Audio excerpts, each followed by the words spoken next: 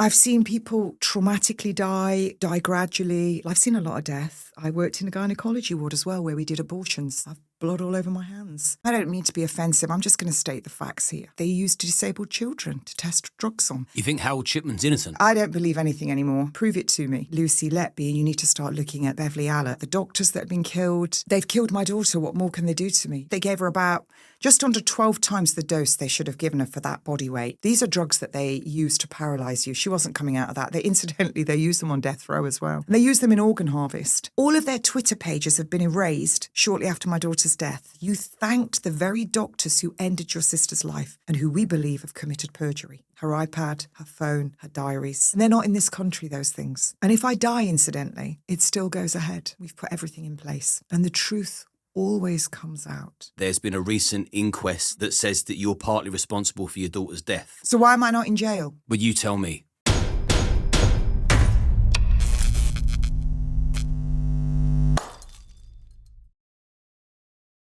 For the last year, I've been working with Ryan from 𝐶𝐨𝐲, and now they're sponsoring our channel so we can keep bringing you these conversations. 𝐶𝐨𝐲 are the #1 mentoring program that teaches you e-commerce step by step where no previous experience is necessary. Whilst working with 𝐶𝐨𝐲, I've seen life-changing money be made and community members free up more time to spend with their families. A successful business is not built overnight, and you would need to put in the work before reaping the rewards. The more you put in, the more you get out. The community are full of like-minded people, all striving for success and all willing to help each other.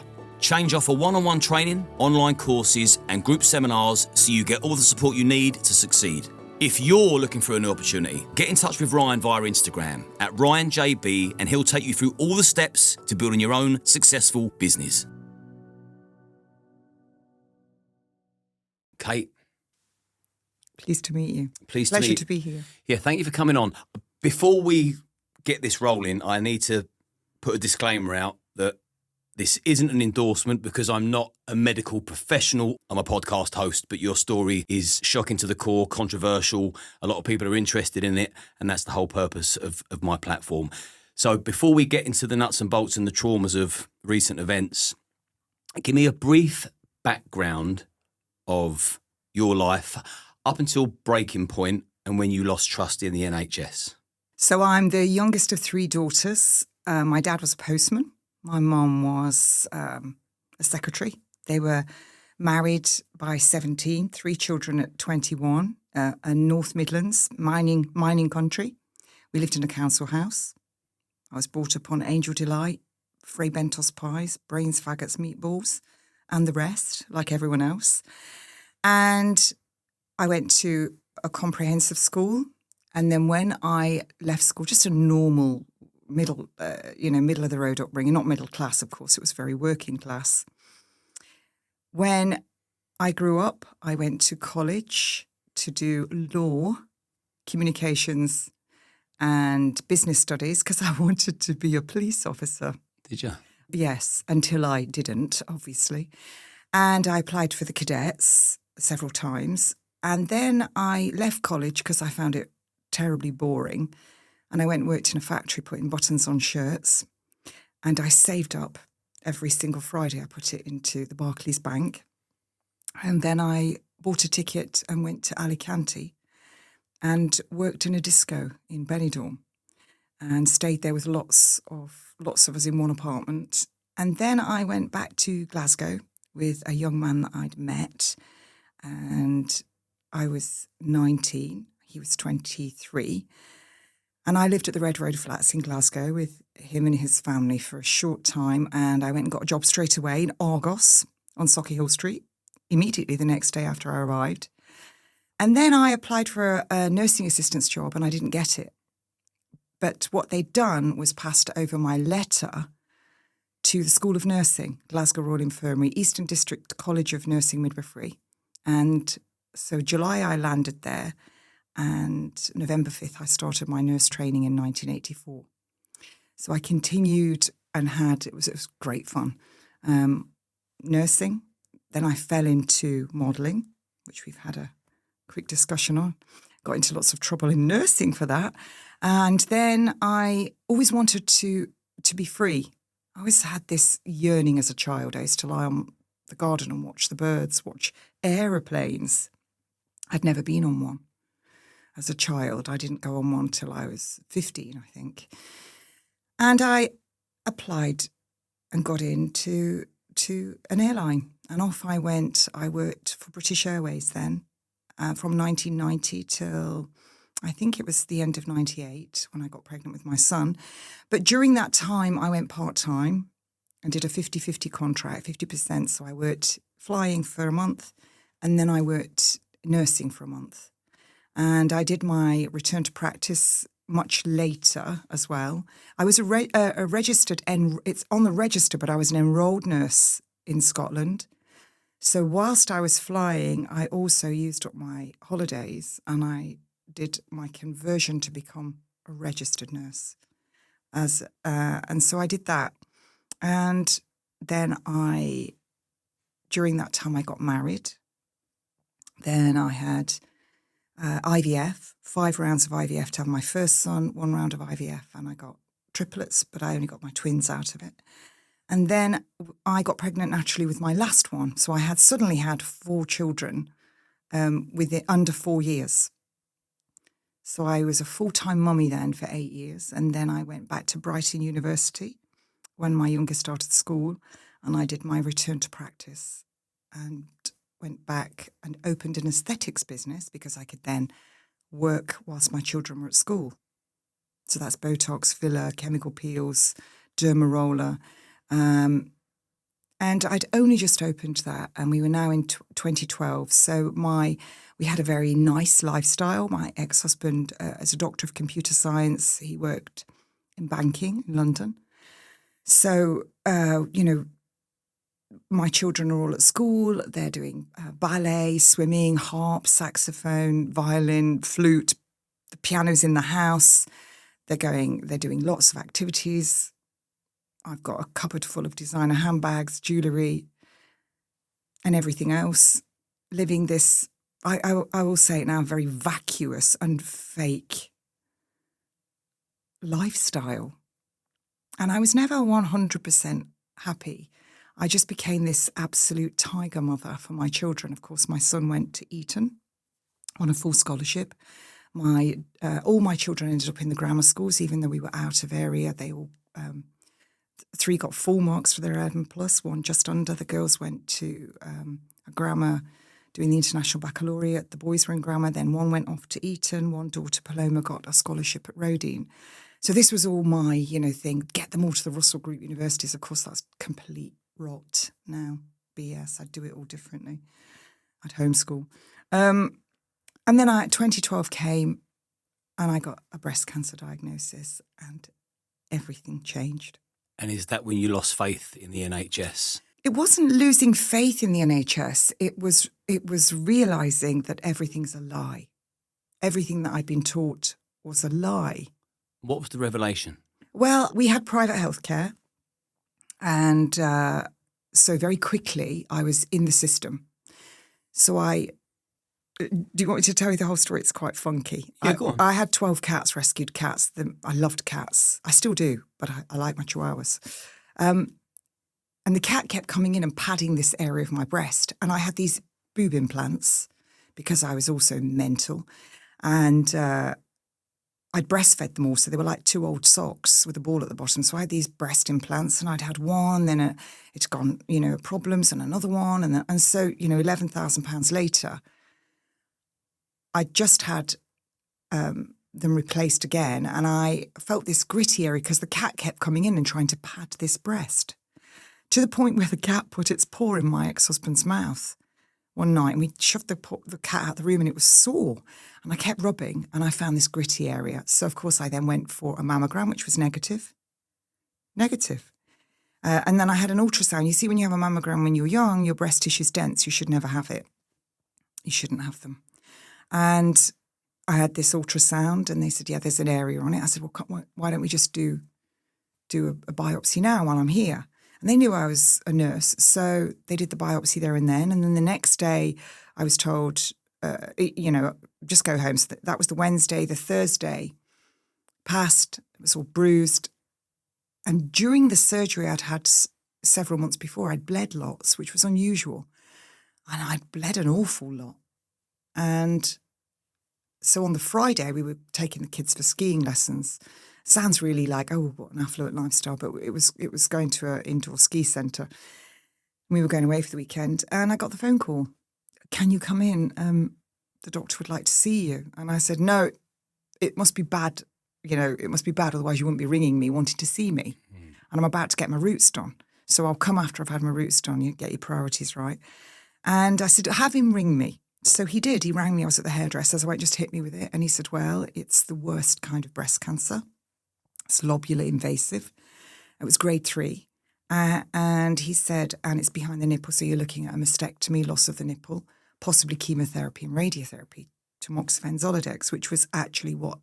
So I went and had an MRI scan, which was quite bizarre because at that time I started to notice everybody in a wig, a bad wig, a nylon wig. And I can remember thinking, but it's not the cancer that makes you wear the wig. It's what they do to you. So when I'm going in for this MRI scan, I was talking to, I think he was Malaysian.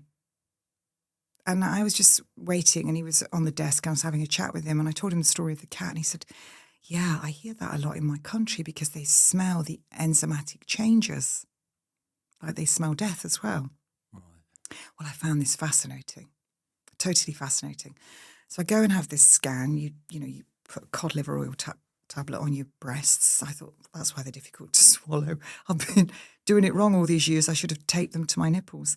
And you go through this MRI scanner and I'm claustrophobic. You're claustrophobic? Yeah, very. Okay. So I started trying to imagine myself at my children's graduation ceremonies to get through it.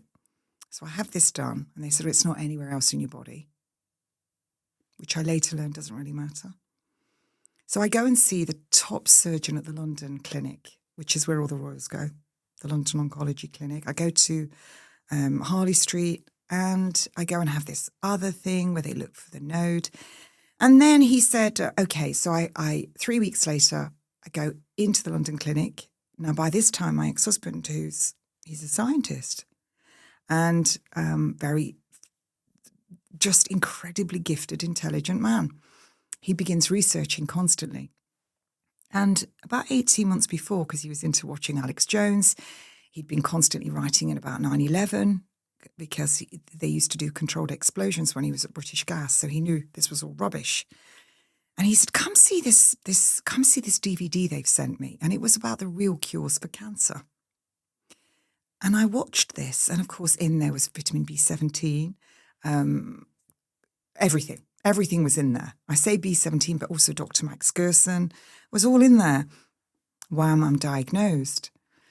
So I go out of the door, having stayed up all night, putting the kids' clothes Monday to Friday all in because I was going to be in there for 7 days. I'd done every single outfit on, ready for school, food already in the freezer, itinerary because how we work the washing machine, all the kids' activities. And it was important because later he said to me, gosh, your life is so stressful. And it was. Every night of the week doing different things. And I go into hospital with Dr. Max Gerson, a report of 50 cases, and the China study, 2 books that were to change my life forever. A report of 50 cases. And I go in there, I have this double mastectomy, and I'm woken up in the anaesthetic room, and they said, look, we're just going to have to put you back to sleep and take you back in. And I thought, I must be dying. Something's happening. I'm bleeding, which I was hemorrhaging. And I finally get back to the ward. And when I kind of came round, I had 5 drains. And I looked at the clock and I'd been gone 12 hours. And I thought, this is not good. So the next day, I couldn't even lift a cup because they go through your muscle. And I was like, I'm not going to be like these patients. So I was up with the electric bed, scooted, got the drains down and went to the bathroom. And I managed to get myself upright and pottering around. And I started to read this book. And then I carried on reading it. And then the next day, day 2, I was like, I've made a big mistake. A big mistake. I've just cut off the symptom because it's a metabolic disorder. So I call up the nurse and then Mr. 𝐸, who is wonderful. the most amazing surgeon ever. And I still see him annually for checkup because I had a reconstruction, stupidly. Anyway, he came in. I said, I'm going home. And they were like, I said, I'll be fine. I know what I'm doing. I'm going home with these drains. I'll be absolutely dandy. I'll come back on day 7. So he said, okay, that's good. So I went home. And that was the first day of the rest of my life. My ex-husband, we started with a book doing the Gerson therapy. 6 or 8 weeks in, I found a practitioner. But by then, my ex-husband's procured everything I need from around the world, put it all together. He's made me parasite cleansers. And I began 13 juices a day, 8-ounce juices. They have to be made fresh. Fat-free, salt-free, sugar-free, vegan diet for the first 6 weeks. And then you have just 200 mils fat-free yogurt thereafter. There was over 100 supplements. I still had to drive 90 miles a day to get my kids to school and back, and 5 coffee enemas a day. I did 5 coffee enemas a day. What's that? Squirting? It's where you put a litre of particular coffee made a particular way into the rectum, and you lie on your right side as an enema, not on the left. And the glutathione transferase, which is what it is, people will look this up, is absorbed into the hemorrhoidal vein. They'll look this up. And it causes your liver to empty toxins. Now, people can say, oh, that's just woo. It wasn't woo. First of all, they used coffee enemas in the First World War because they are painkillers and they didn't have any opiates. So they used them on the soldiers as they came in. This is what they did. It was in the 5th Merck Medical Manual, the 5th edition. This is not woo. Also, Dr. Max Gerson, in his report of 50 cases, he backed everything up with science. He showed that Thomas Thalberg stated that if you ate animal protein, your T lymphocytes, which are your fighter cells to kill what we call virus, fungus, mold, and cancer, they go down. Whereas if you limit animal protein, they exponentially go up. So he went and Dr. Gerson worked with Ferdinand Sauerbruch, who was a cardiothoracic surgeon who invented all of the artificial limbs. And I think he was Jewish and Polish. And he was working during the First World War. There's a thing, I think it used to be on Netflix, Charité, and they cover Ferdinand Sauerbruch. Please look it up, very accomplished surgeon. And Dr. Gerson and him got together and they did a study on, I believe it was something like 400 terminally ill tuberculosis patients with the Gerson therapy. At first it went wrong, but they found out that the fat nurse, was feeding them all beer and cream and bratwurst sausages. When they stopped that, they cured 396 terminally ill tuberculosis patients. Ferdinand Sauerbruch and Dr. Max Gerson. So that is fact. And it's in the archives, that's what they did. And then Albert Schweitzer, who was a Nobel Prize laureate, brings his wife and child. And he described Dr. Gerson as the most eminent genius of his time. And how long between the diagnosis to the all clear did that take? So I was diagnosed on February 12th. I had my surgery on March 3rd. Within 10 days, I began the therapy. The juicing therapy? And the diet. And I also did vitamin B17 high dose protocol, oral dose. I did high dose vitamin C. And I also had... That was for 2 years, the actual full on, and I never wavered. And then for a year, I did mistletoe, Iscador injections into my abdomen. I did that as well, which causes a high body temperature. And I stopped that after a year because Dr. Gerson felt it was, the body needs to be brought back to a point where it can rally an immune response itself. So I carried on. And 1 month went into 2, went into 6, went into 12, went into 2 years. And then at 5 years, I was still doing 9 juices. Now I still do at least 600 to a kilogram of carrots every day and several apples. And I pretty much live that way. And I still do a coffee enema every day. And this February 12th, I will be 14 years post-diagnosis with no recurrence. 3 studies that I read, 3 studies stated that if I did everything, surgery, chemo, radio, tamoxifen, Zoladex, I had a 20% chance of surviving 2 years and 0% chance of surviving 5. So I went back and I said to my surgeon, this was very early on I found this. He said, well, we hope, with the latest. And I said, well, hope's not going to take me anywhere, is it? So I promptly sacked that oncologist because I wouldn't take my dogs to him. He was trying to talk me into having another bone scan and the amount of radiation. I only had the one bone scan at the beginning. So I didn't do anything. I have a blood test every year because a blood test is just a snapshot in time. My body tells me when I'm doing things I shouldn't. My body tells me when things are going on. And so what is all clear? What is all clear, Liam? Cancer-free. You're never cancer-free because the cell, when the DNA is damaged, your what people call immunity, but there's no such thing really. It's your constitution built on all of the vitamins, minerals, enzymes, clean air, clean water, sleep, clean mind. That will either repair that DNA or it will cause apoptosis, cell death. Before that cell divides, becomes 2, becomes 4, becomes 8, becomes 16, 32, and then you have a palpable, detectable tumour. Your body needs to be able to stop that happening. So it's doing it all the time. It's doing it constantly. When it can no longer do it, you reach a tipping point. And this is why you see what? You see people going and having parts of their body cut off, having mustard gas injected into their veins, being irradiated, getting sick, being bald, being unable to even fight a cough or a cold. And then you see recurrence because they're just addressing the symptom. In fact, they're making the body even more toxic, more depleted. You go into any oncology unit now, they're feeding them biscuits and cake. Are they out of their minds? Every single cancer cell has far more insulin receptors on it. They suck up sugar. That's how an MRI works. They give you a sugar solution. So because you've continued your own supplementation, that's keeping the diet, however you want to word it, that's keeping the cancer at bay. I'm remaining in good health and vitality. You know, I'm 60, so I get the same aches and pains. If I eat, I love a bag of crisps. So I really do, but I can't do it anymore. What are your favourite? Any. They just need to say crisp on the bag, but I do like Tyrrells. They're quite nice, balsamic vinegar. But fine choice. I can't have them anymore. I've had to stop because they make my joints hurt. Because your cell membranes are made by the fats that you eat. So if you're eating crappy fats and crappy oils, it's going to push oxygen away from the cell. Good fat will draw it to the cell. So what do you get when you push oxygen away?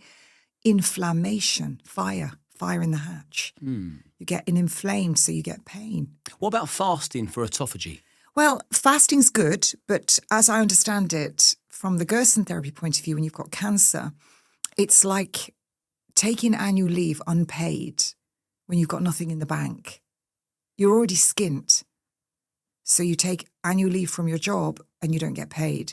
So what I always, understand is you have to flood the body with nutrients so it can rally an immune response to destroy the tumour. Right. That's what you're aiming for. And there are the most amazing testimonies. There's a really good book for anyone who's listening called A Time to Heal. And it's by a lady called Beata Bishop. And I think she was a BBC correspondent. She was a mate of Prince Charles. There is a letter in the Gerson Institute in Mexico written by Prince Charles. Supporter. He was good friends with Beata Bishop. She had malignant melanoma. It came back. So they told her they wanted to amputate her leg right up to the joint, right up her whole leg, and she wouldn't do it. She went down to Mexico, then she came back. You don't need to go down there if you don't want to. I did it at home, and she did the Gerson therapy. She's just turned 105. She's on Facebook. She's 105 years old, and I think she was in her 50s or 60s when she was diagnosed. There are thousands of people like this. I did a whole year of interviewing. I survived cancer my way. A whole year, there's so many people I interviewed. It's incredible. Before I ask you about the COVID era, you said to The what era?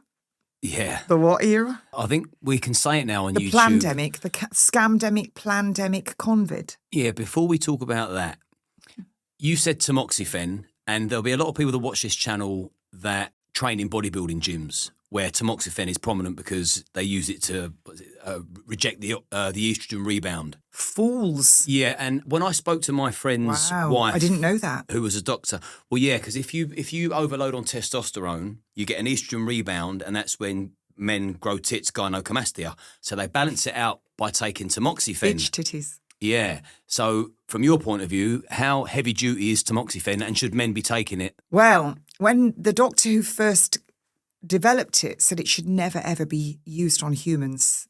So it was given to dogs first, then it was given to children and pregnant women. You're out of your minds if you're taking that. And I've seen them all. You know, they're covered in tattoos. And the ink is being found in the brains at autopsy now, the heavy metals. You're reeking of aftershave, which is a synthetic estrogen. All of your pesticides, herbicides and fungicides are estrogen. Anything with an aroma, your plug-in air fresheners, anything with an aroma, your Lenore, Comfort, they are all synthetic estrogens. That's what they are. So you're already putting your estrogen level up. And then if you're drinking tap water, you're depleting your thyroid gland because the heavy halogens will get rid of your iodine in your body. That's your chlorine, fluoride, bromine in all your fire retardants. So it's going to push iodine out, which is the biggest promoter of disease. Iodine will coat the estrogen receptors. You've got estrogen, estradiol, estriol. This is madness if they're doing that. If they got rid of everything, but then again, why are they injecting testosterone? You don't need to do that.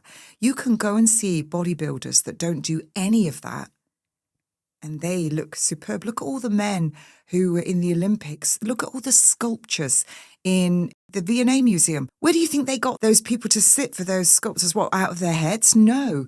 People sat for those. They were incredible men. What were they eating? They were eating nutrient-dense food that wasn't injected with chemicals, that wasn't sprayed, wasn't just grown in potassium, phosphorus and nitrogen to make it big and colourful. It was grown in over 42 nutrients. So, you know, this is the problem now. The book of Revelation, all nations will be deceived by the merchants and their sorcery. Sorcery in the Greek translation is pharmakia. Let's move on to the COVID era. The what era? The COVID era. So the people that are using tamoxifen, that's the cautionary tale. Mental. It's bad news. So they're going to get cancer. That's what they're going to get. They're going to get... I'm not saying this to women who've had breast cancer. If you want to go and take tamoxifen, that's up to you. I'm discussing what I did, and I chose not to do tamoxifen because I did my due diligence. That's what I did. So if you want to take it, you fill your boots. But it's not for men, is it? I just told you the doctor who developed it said it's not for human beings. And certainly not for men. Well, the last time I looked, they were human. But it's prescribed predominantly to women as opposed to men, yes? The idea was they wanted all women over 40 years of age onto prophylactic tamoxifen. And they said it only costs a few pennies every day. Grand. But when those few pennies are given to millions of women across Europe and the UK, whoever's got shares in that dirty drug is laughing all the way to the bank.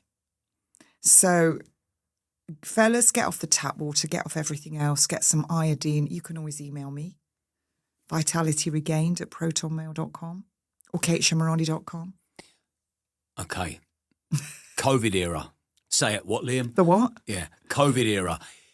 You were very vocal. You was on stages with people like Piers Corbyn. He was on stage with me. He was on stage with you, of course. We're And David Icke. We're going to touch base on the accusations of narcissism down the line.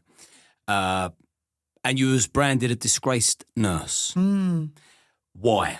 Why was you so vocal? Why were you branded a disgraced nurse? What did you do so wrong that the mainstream media went for you with gusto? Well, I'd already read all the books that my ex-husband had and some, and already began my kind of, great revealing of the truth from when I had cancer.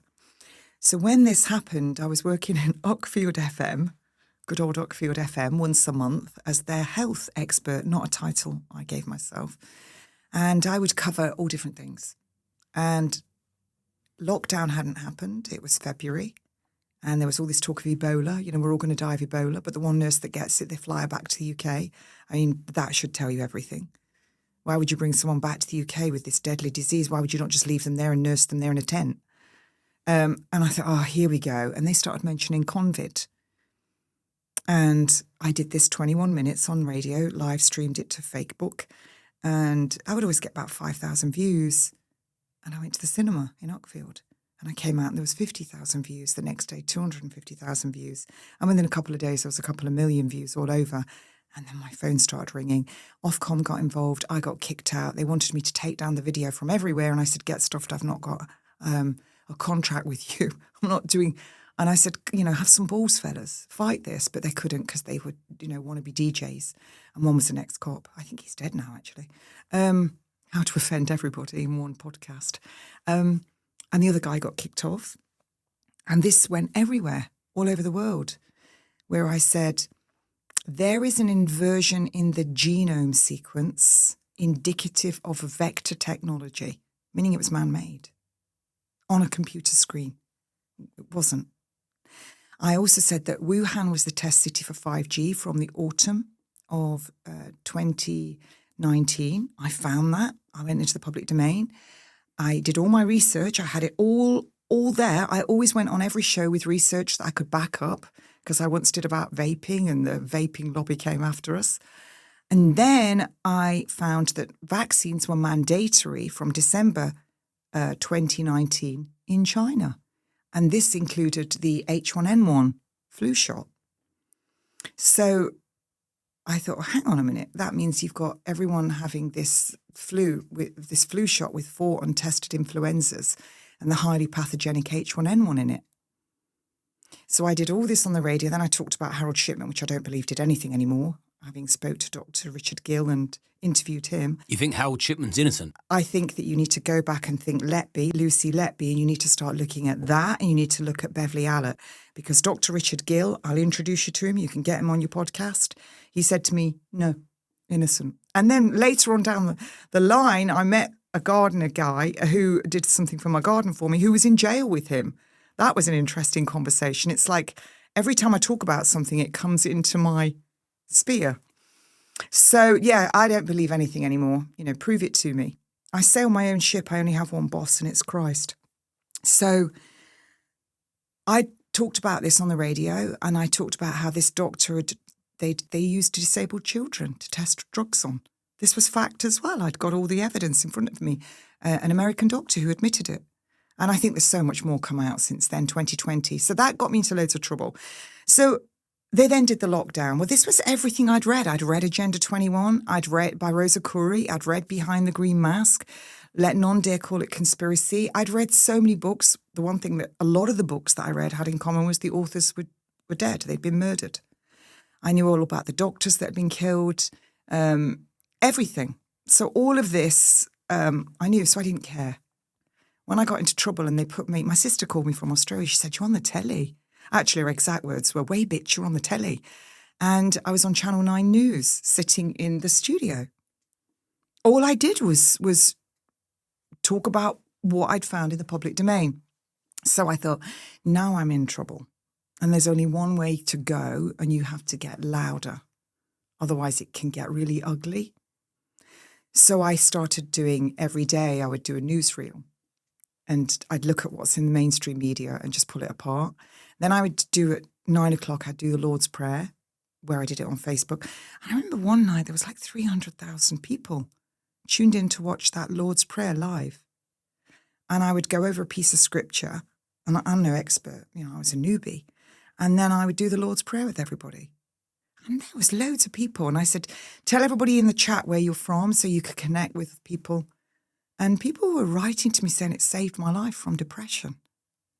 And then the next thing was, Kevin Corbett got in touch with me, Dr. Kevin Corbett, and he said, will you join in and speak at this rally that's booked for the 29th of August in Trafalgar Square? I was like, yep, I can do that. And the next thing, it was, will you be MC? Well, I'd done lectures for people, 200 people, but so I went in on the train with some friends. And then when we got on the underground, people started coming up to me, and somebody came on with a sign with my face on it saying, Boo to see her. I thought, well, they killed her. And they'd got this sign, they were like, quite, and then I started to get a little bit, not nervous, but quite concerned. So we got into Trafalgar Square, and I said, I need to go to the toilet, because, you get anxious. You need to, empty every orifice, don't you?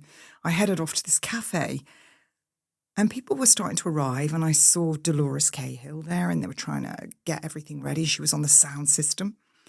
And I went to this cafe, And as I walked to the toilet, people stood up and started clapping.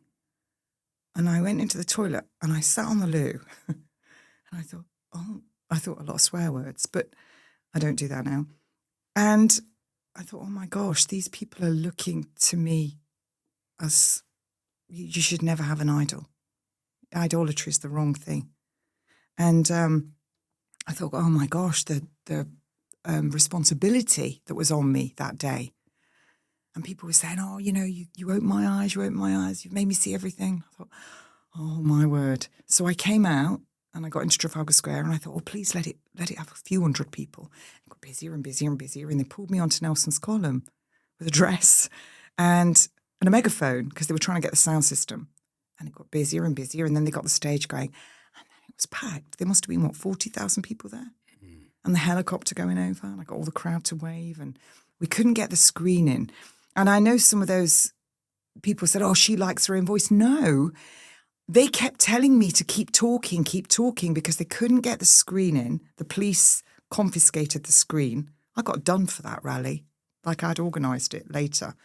I hadn't organised any of it. I wouldn't know how to organise it. Fiona's was brilliant at organising, and she started all that off, the most amazing organiser. But and Piers, he'd been the main man with it as well. But they couldn't get anything in, and then they couldn't get the guests on from America, so they would have me keep speaking. And then, some of them were going on too long, and they go out there and get the microphone off them. So, I took it in the neck from every angle. But well, this is where I read that people were accusing you of being a narcissist when you was doing your COVID speeches. But that wasn't off your own back. You was being asked to do it. Yeah, because I remember listening to Alex Jones, and there was my voice. And I thought, and I said, they're going to come for your kids. It's going to have the ability to change your DNA. And this is what I said on the radio. I said, they are going to come with a vaccine. You won't be able to travel without it, because I'd read. So they kept saying, keep talking. So I had all this knowledge. And it was a great filler. And, I even had a go at Cressida Dick. And, when the helicopter, they tried to disrupt it, I said, everybody wave at the helicopter. And the other thing was, one time I needed to fill, I thought, I know what I'll do. And I got the everybody. I said, you all know this, you're raised in the UK, the Lord's Prayer. They all said the Lord's Prayer from a point of view of frequencies, ancient churches, and why they were the way they were. When two or more gather in his name, and 528 hertz, people can go and look that up. To say the Lord's Prayer in Trafalgar Square would have sent the satanic agenda into an absolute vibrational rage. Mm. It's a very, very profound and energetic thing to do. And of course, one of the things was I'd read a book, AIDS and Ebola and Emerging Viruses, and I've since interviewed the author, and he's amazing, Dr. Leonard Horowitz. But in this book were all the documents showing that in the 1960s, the Department of Defense was given $10 million over 5 years, $2 million a year, as an appropriation to develop modified RNA. They developed 70,000 of these by 1970. And they shipped them out to 500 labs, including the CDC. And then you saw the emergence of lymphoma, Burkitt's lymphoma, leukemia, AIDS-type illnesses. We know that the whole HIV thing is a scam. But so this was nothing new. This was developed long, long ago. So all those people still going on about where it's developed and everything else, they made these things so long ago. They made Epstein-Barr virus, manipulated it. They attached it to a T lymphocyte, one of your fighter cells, in the late 60s, and it made it immortalized. It doesn't die off. Where do they put this? They put it into vaccines. This is what they do. This is nothing new. So I just filled in constantly for them. So I didn't know HIV was even suggested to be a scam. What was that, to pump vaccines in people? So they don't listen. All these people going, gays for Palestine. Do you know what they do over there with you? You know what? I don't need to tell you about being homosexual in Islam or the Noahide laws in Islam. Don't take my word for any of this. Go and look up the Noahide laws. Christian, Muslim, gay, adulterous, they'll behead you with the Noahide laws. And that's all in. They They took a piece of the community. They hate them. They hate them.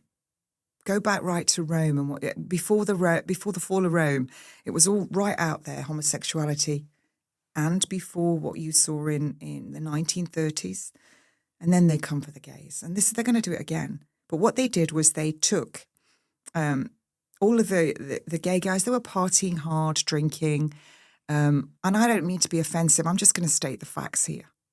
I've got gay friends, gay family members. Why do we say gay anyway? Gay to me is jolly and happy. Have a gay day.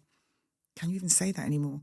But what they did was they were partying, they were drinking, they were, staying at nightclubs all night, doing illicit drugs, anal sex. You've only got two cell thick, the rectum. Semen is toxic in the rectum and in the stomach. It's toxic. That's why you have a vagina, which is acidic. That's where your semen's meant to be. And these guys were getting very sick because of everything that they were doing that was illicit and not sleeping, not getting out in the sun and everything else. So they would go to their doctor and they used the PCR. The PCR will find anything, absolutely anything. Even Carrie Mullis said this. And so they would do the PCR on them and they say, oh, you've got this new virus called HIV. You've got this new virus, HIV. You need to take this drug, AZT, which is extremely toxic to the liver. So they would take this drug. And then when they then presented with one of 29 pre-existing conditions, they would give them really high dose of an antibiotic, really high dose IV, and it would wipe out all the blood cells, the white blood cells. I think it was Septrin, really high dose Septrin. And they would then say that they would get leukocytopenia because of this drug, AZT, and then this really high dose Septrin. And it was renamed, this leukocytopenia in these guys, they renamed it AIDS. Who did? Dr. Anthony Fauci. So is AIDS a myth? Acquired immune deficiency syndrome. Well, how would you acquire an immune deficiency? And what's a syndrome? It's a collection of symptoms. So am I right in saying that HIV and AIDS is a form of purposeful murder? Well, I wouldn't say it's a purposeful murder, but what they're doing now is they're giving all the guys that are homosexual just in case drugs. They're giving them a drug just in case. And the people like the morning after pill? No, they're taking it every day. And they're feeling this is protecting them. Remember what I said, that semen's toxic. You swallow it. You shouldn't be doing it, ladies. I don't care if it's his birthday, anniversary. No.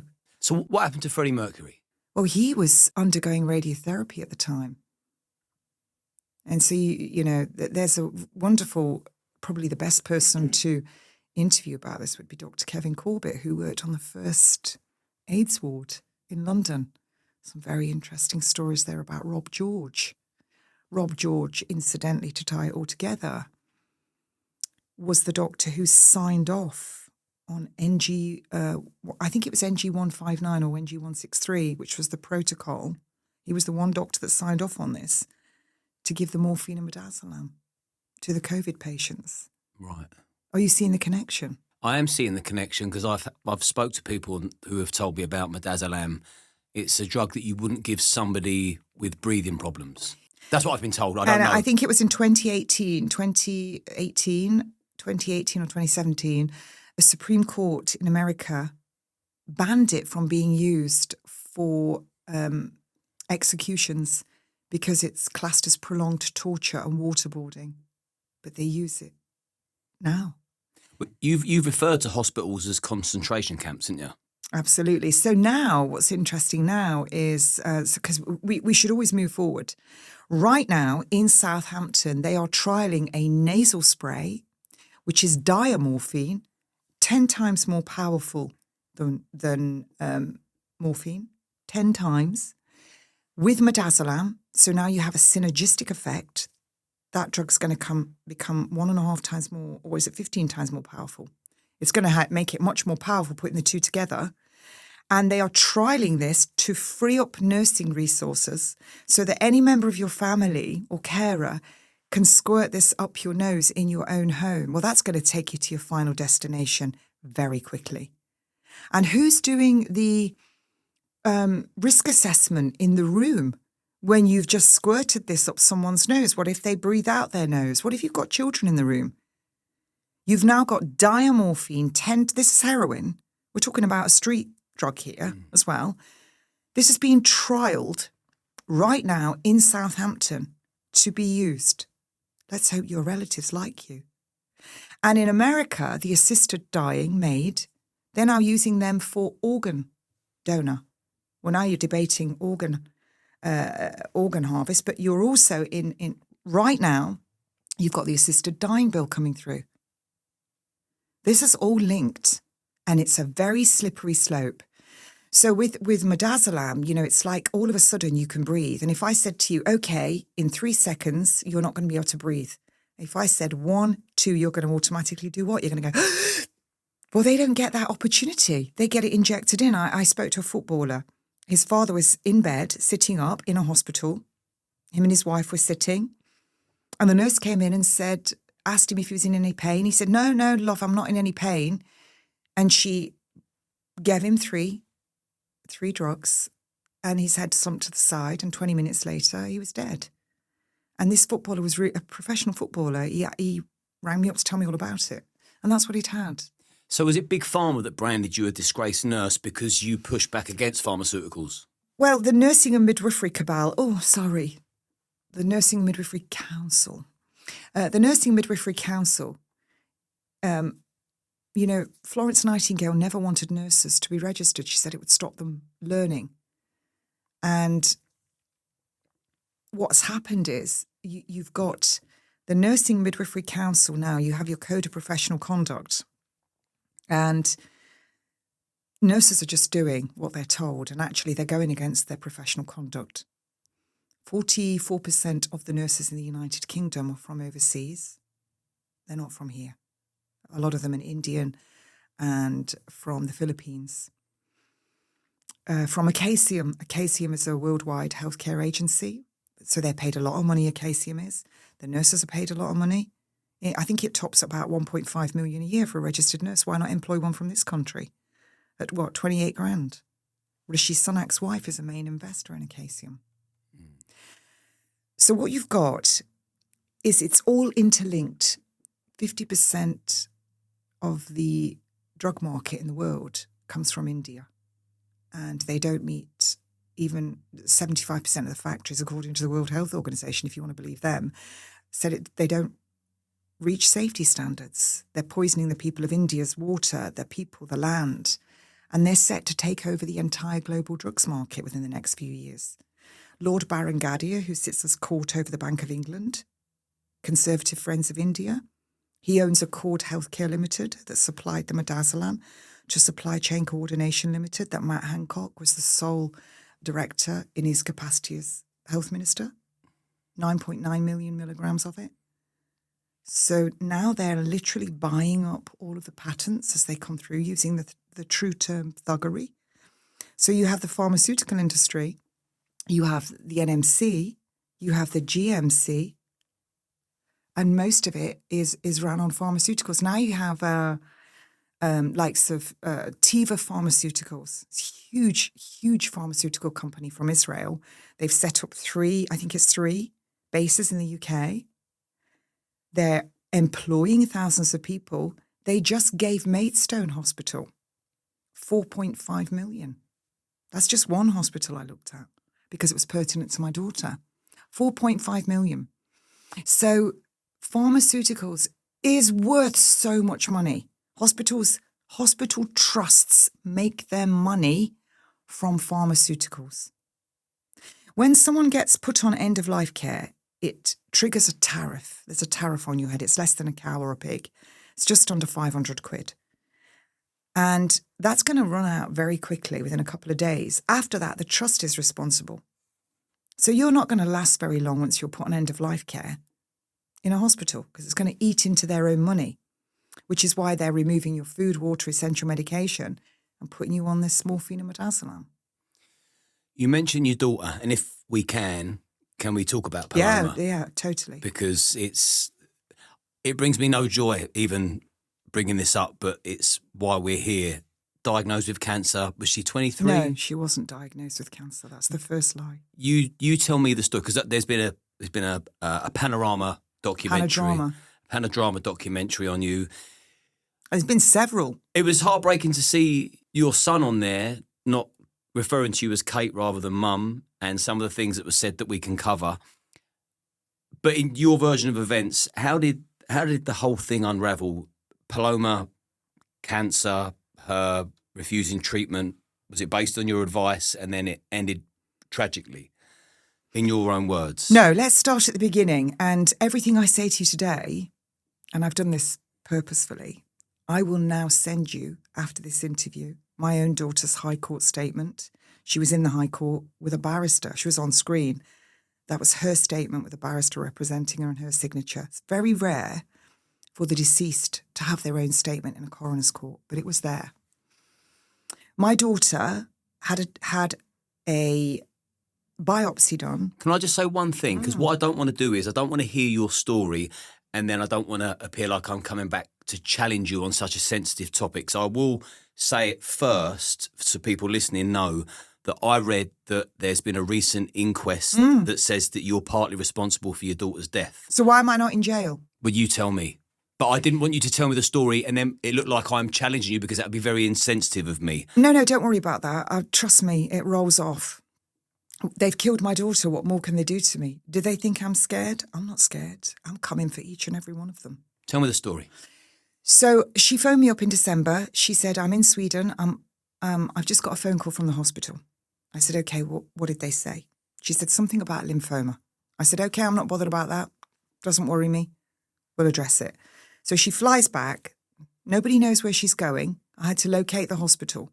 She's going to Maidstone. She arrives there and it's the 21st of December. She doesn't know why she's there. They tell her that she's got non-Hodgkin's lymphoma B. It turns out she had a biopsy done, a very small amount of a biopsy, and it showed a differential diagnosis that could not be confirmed in this tissue sample, quote. That's what's on her medical notes. They never did what's called molecular profiling, which you must do. It's in their own guidelines to get a full diagnosis. Why must you do this? Because if it turns out to not be that, and it's infection or something else, or it's a double or triple hit lymphoma, and you go in there and do R-CHOP, your survival rate goes down to under 25%. So they never did the molecular profiling.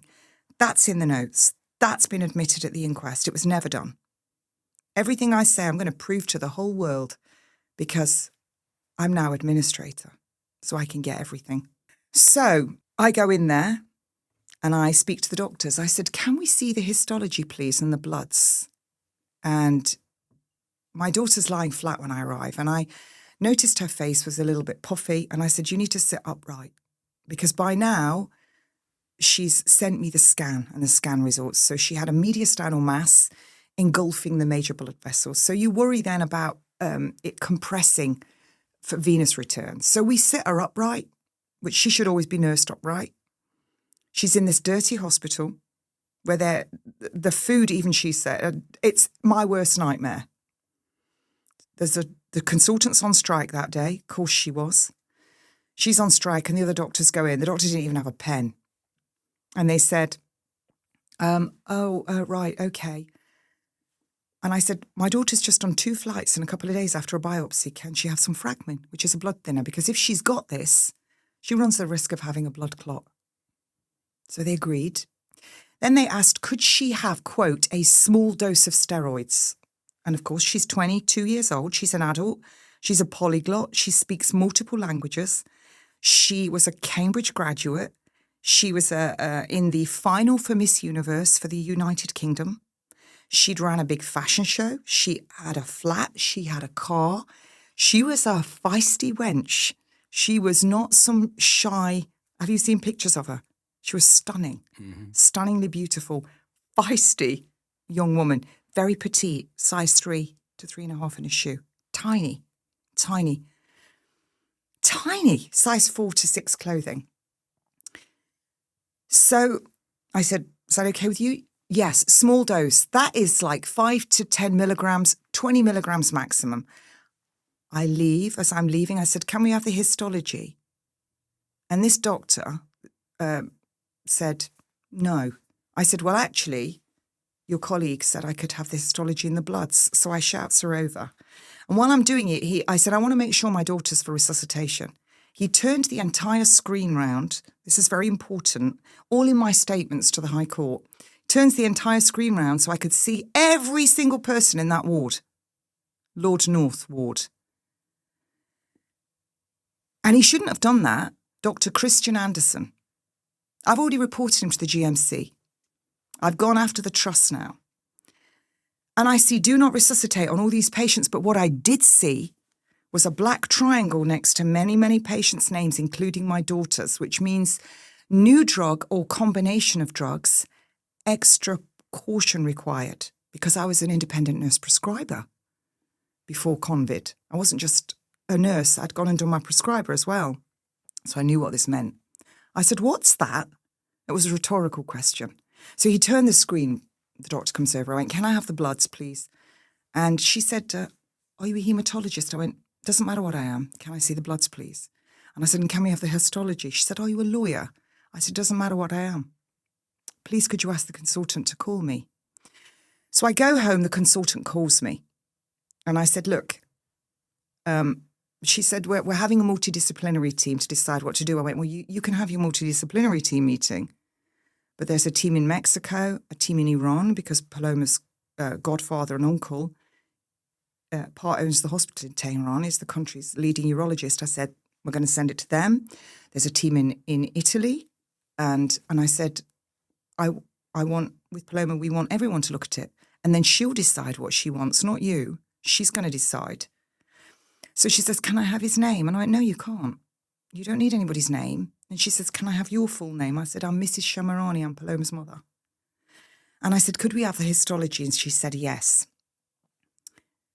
The next day, and it came out at the inquest, written in the nursing notes, which I will prove to the public, was an entry from a nurse stating that Dr. 𝐟𝐨𝐫𝐿 had gone into the unit that day and said that no one was to give Paloma or any of her family members any of her results or bloods or anything. This is against the law. She specifically had gone in and the nurse had documented it in the nursing notes. This was all at the inquest. Dr. 𝐟𝐨𝐫𝐿, incidentally, left the country. The inquest had to be brought forward just for her, and she was leaving the country that day. She's gone. Gone forever. But we know where she is. I know exactly where she is, and I know exactly where she works. And I don't need to say any more, but I will see justice. So my daughter, I then go down to go shopping to get her some slippers down to Eastbourne, because the supermarkets are open really late. And she calls me. She said, Mummy, I can't sleep because of this machine. I went, what machine? She said, there's a machine, it's beeping. It's for my IV. I went, what IV? She said, they said it's a saline flush. I went, that's not a saline flush if there's a machine. She said, they're doing bloods every 2 hours. And I said, are you having chemo? She went, I don't want chemo. I don't want chemo. I've told them I'm undecided. I went, have you signed anything? No. I said, is there a yellow sticker on that bag of fluid? Yes. I thought, that's a drug. I said, what does it say? She said, I can't read it. I said, is there a date? Is there a doctor? She said, nothing. So I go and get her all this stuff. And I'm oh my gosh. And the next day, I go in like Cruella de Vil on 2 wheels, straight in there. And I arrive, and she's got other visitors, so I arrive in the afternoon, and the second dose has gone in. And I said to the nurse, and this is it's all in the notes and in my daughter's statement. I said, what is that? And she starts to tell me. And I went, no, don't tell me. Tell my daughter what it is. And she said, you've got some nasty cells in you, and we don't want those nasty cells in you. So we want them to come out of you. We don't want them stuck in the kidneys. And I'm looking this drug up on drugs.com on my phone. And I'm like, you've got to be kidding me. Now, later, I was to find out with my daughter that It is chemotherapy. They moved her that night into a positive pressure room, so it pushes all the bugs out. Why? Because they've just given us something that they know that her fighter cells are going to drop through the floor, which is exactly what happened. She went in with a normal oxygen saturation of 99%. She arrived home and within 2 days, it was in the 70s. I thought she was going to die, the state she was in. Her lymphocytes plummeted, her T lymphocytes, which you need to fight everything. Her red cells, which carry your oxygen, plummeted. All the side effects of this. Some of her hair fell out, her urine went pink. She lost the feeling in her fingers and toes. That's vincristine that does that. That's one of the 𝐼-CHOP drugs. So they had to release her because so going back, she's in the hospital, they've put her in this room. The nurse comes in. I've got your Fragmin. She gives her Fragmin injection. Then she puts these drugs in front of her. And I said, what is that? Paloma said, it's my painkillers for my shoulder. I said, no. I paused this drug out and I recognised it as 𝐸𝐵𝐵𝐿, antiviral. I said, can you just tell my daughter what these drugs are? She said, they're your prophylaxis chemotherapy drugs. This means drugs that they give you before, during and after chemotherapy. And the drug 𝐟𝐨𝐫𝐿, which they've given my daughter, with high-dose prednisolone, not a small dose, very high dose, is part of the 𝐼-CHOP regime. You give 𝐟𝐵𝐿 directly before and directly after you've put the chemotherapy drugs in. She had a multi-port cannula in her hand, in her arm. Why would you put that in? The saline flush you would put in after you've given the chemo drugs before you put the 𝐟𝐵𝐿 in. She woke up, what are you doing? I'm putting a saline flush in. Then she has all the symptoms. All those drugs. I said, Paloma, are you having chemotherapy? She went, no. And she said, I just want to get out of here. I'm afraid of them. I said, have you signed that you're having anything? She went, no, I haven't signed anything, Mummy, nothing. I went, if you're not having chemo, don't sign anything. Don't sign anything. Something's going on and something is very, very wrong here. So I said to the nurse, I said, do you want these drugs, Paloma? She went, no. So the nurse took them away. So I said, nothing's going to happen. Don't worry. I'd got loads of food. I said, I'll be back tomorrow. She went, okay. So the next day, she calls me up, Mummy, they keep trying to force me to sign this consent form. I said, consent for what? She said, chemo. I said, what have they said to you?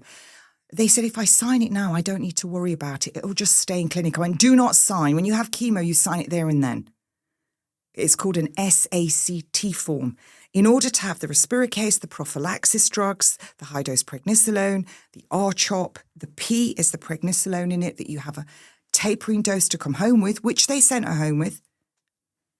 That all requires, by policy and law in the United Kingdom, an SACT form. They didn't have one signed. They don't have one signed, and I'm going to nail them for it. And they know, because they've now passed it on to the legal team. That coroner's inquest was nothing more than a kangaroo court banana republic. It was just that coroner's opinion who was acting as an agent of the state. That's all she was. So go back, we're in the ward. I said to Paloma, do not sign anything. Do not sign anything. So Aaron Adair Mohan, entrenched all over LinkedIn in drug trials for lymphoma, drug trials. Think how much money these people are making. She's now working at a big oncology hospital in Dubai, making, I can't imagine how much money. She says to my daughter on the phone, I'm on the phone to my daughter drops the phone, she comes in. She said, and the boyfriend, please do ask me about him in a minute, and his mother has gone to the doctor and said that she doesn't believe my daughter can make her own medical decisions and that the mother's abused her. Total BS. No evidence of that anywhere with the police, safeguarding doctors. No evidence at all. We'd already gone through the High Court. Nothing. Just another story. Comes in and she says, I'm quite safe to go home to my mum. She says, well, who's going to bring you back for your chemo in 2 weeks? I witnessed this. I was on the phone. And she said, I'm not sure if I'm having chemotherapy. Dr. Mohan said, you've already started. That's what she said. You've already started. She, in the inquest, she had to admit she had to release Paloma because she wouldn't sign a consent form. It's in her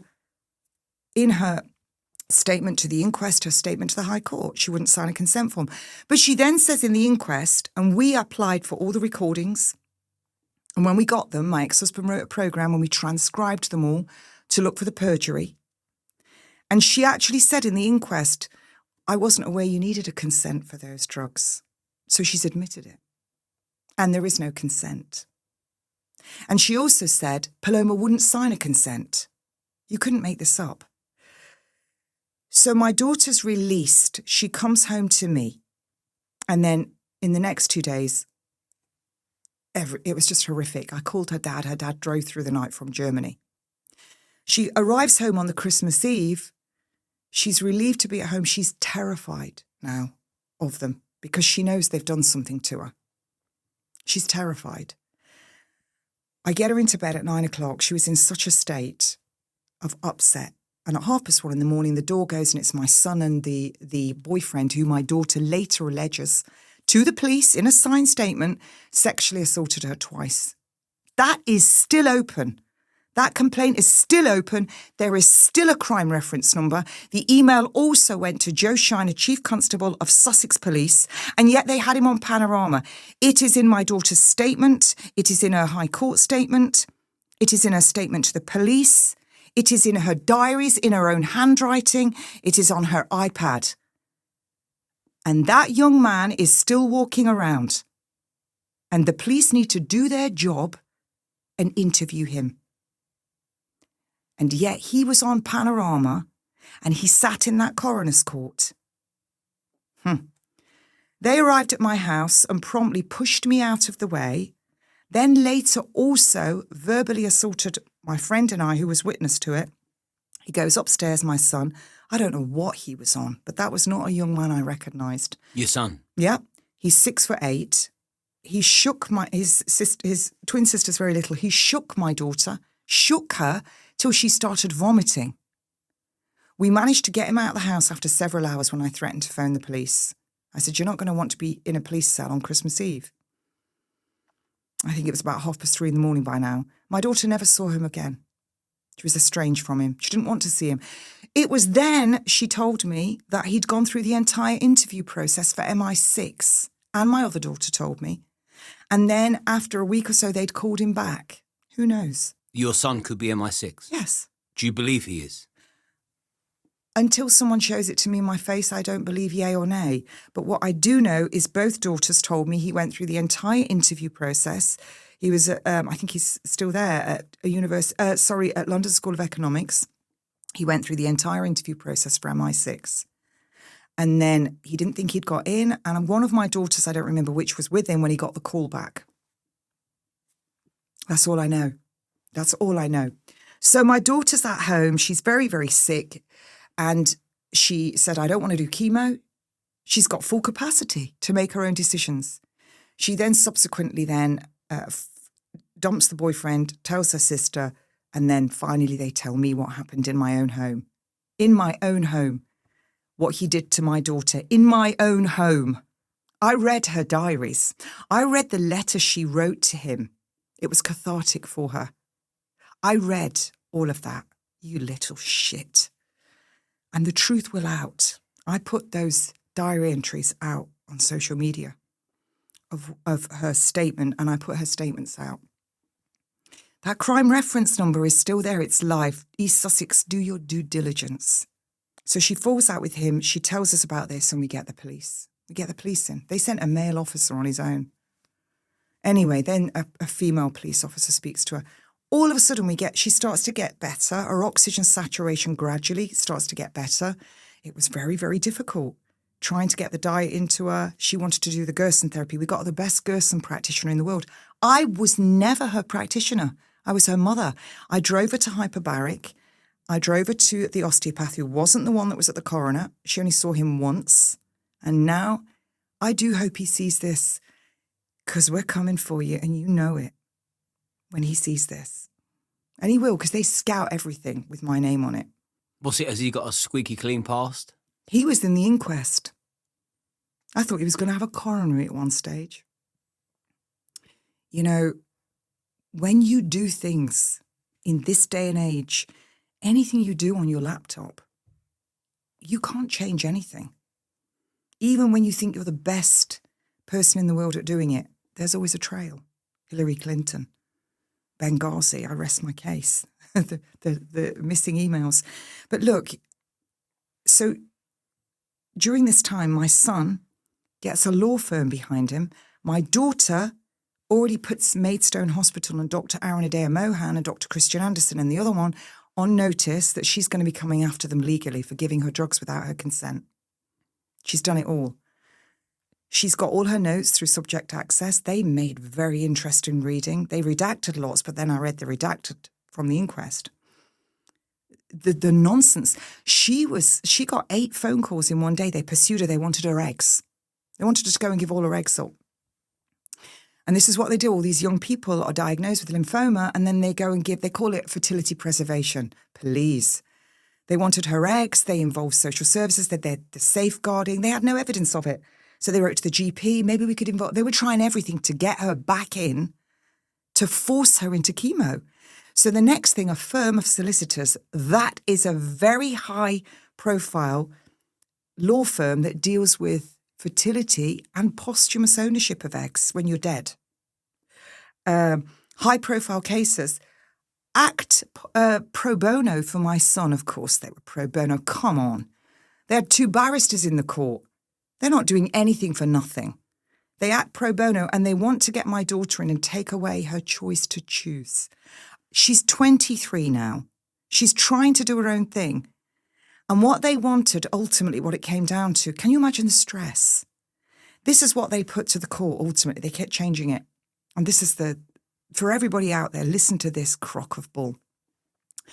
They wanted me removed from my house that I pay the mortgage on. For the last 23 years, my ex-husband and I owned that house. Now it's mine. They wanted me removed from my house and not being able to return, to continue to pay all the bills, for my daughter not to be able to see me and me not to be able to see my daughter, to put the boyfriend, ex-boyfriend, who she now alleges sexually assaulted her mother, who she refuses to have anything to do with, in my house, and for my daughter to be forced to Maidstone to have chemotherapy. She would have had to have gone in handcuffs, that's what they do in America, 23 years of age, and to be forced into a reconciliation with her 2 brothers. The panic and stress of my poor daughter. She was having panic attacks. She was having counselling by a wonderful doctor who did her capacity, who they're now coming after, the GMC. They had him in the inquest and tried mercilessly to get him. On the 19th of July, all of a sudden, the last couple of weeks, her oxygen saturation went up to normal. She'd had all this episode of all this mucus, clear mucus, that stopped. Her appetite was increasing. She was planning to go to a party. And we go, it's the hottest day, and she's going to this new osteopath because her osteopath's on holiday. And we knew the osteopath, our osteopath, for over 20 years. And we go and we see the osteopath. She doesn't need oxygen anymore because I had an oxygen machine at home for her. And we then went shopping to Marks and Spencer's. We had a laugh and joke about it. We walked round. She got mangoes. She went to Costa to the toilet. The one at Maresfield, if you know it. She walked across Costa car park. I watched her. She rang me. She says, "Mummy, they've got coffee and they've got your favourite cake in here." And I'm like, "Oh, I don't, sugar addiction." She comes out. We sit in the car laughing. She eats all her mango. And she says, "I'm going to eat my porridge for lunch," because she just had a smoothie in the morning and it's useless. She goes home. She sits outside talking to her sister on FaceTime. They're having a good bitch out there. I could hear them. Her sister takes a screenshot of her, a live photograph of her at 22 minutes past 2. The handyman comes to our house. This is very important. The handyman comes to our house. We've known him for 20 years. He puts a great big mirror up in her sitting room upstairs we've made for her, because she's going to start ballet again soon. She was a ballerina. And he comes downstairs. He's putting the mirror that I had in the downstairs closet. She comes downstairs. It's now about 5:30-ish. And she says, "Oh, Mummy, I'm binge watching something upstairs on Netflix. Can you bring my lunch?" Because she was having it as dinner because she'd had her breakfast for lunch. Can you bring it up to me? I'm sitting with the fan, binge watching upstairs. And then the handyman and her had a laugh about her skinny legs because she'd lost a stone with this diet. She was just over 7 stone and now she was 6 stone. He was laughing at her skinny legs in the shorts. They had a laugh. That's in his statement. They had a bit of banter. She goes upstairs. He leaves. She then calls me and I'm on the phone yakking, making her juice. And then she calls me again and she bangs on the floor. It wasn't unusual. My kids used to bang on the floor. And I went upstairs. I said, you all right? And she was having panic attacks. She goes, I can't breathe. This is what would happen with the panic attacks. I said, so I sat down next to her. She was on the floor. I moved the tray with her food and put it on the bed. I said, it's okay, just relax. And she went, my bowl, 528 hertz crystal bowl she liked. So I got up and I hit it and she carries on. And then all of a sudden she just passed out. Bubbles out the corner of her mouth, eyes rolled up in her head. And I'm going, Paloma, she was a fainter.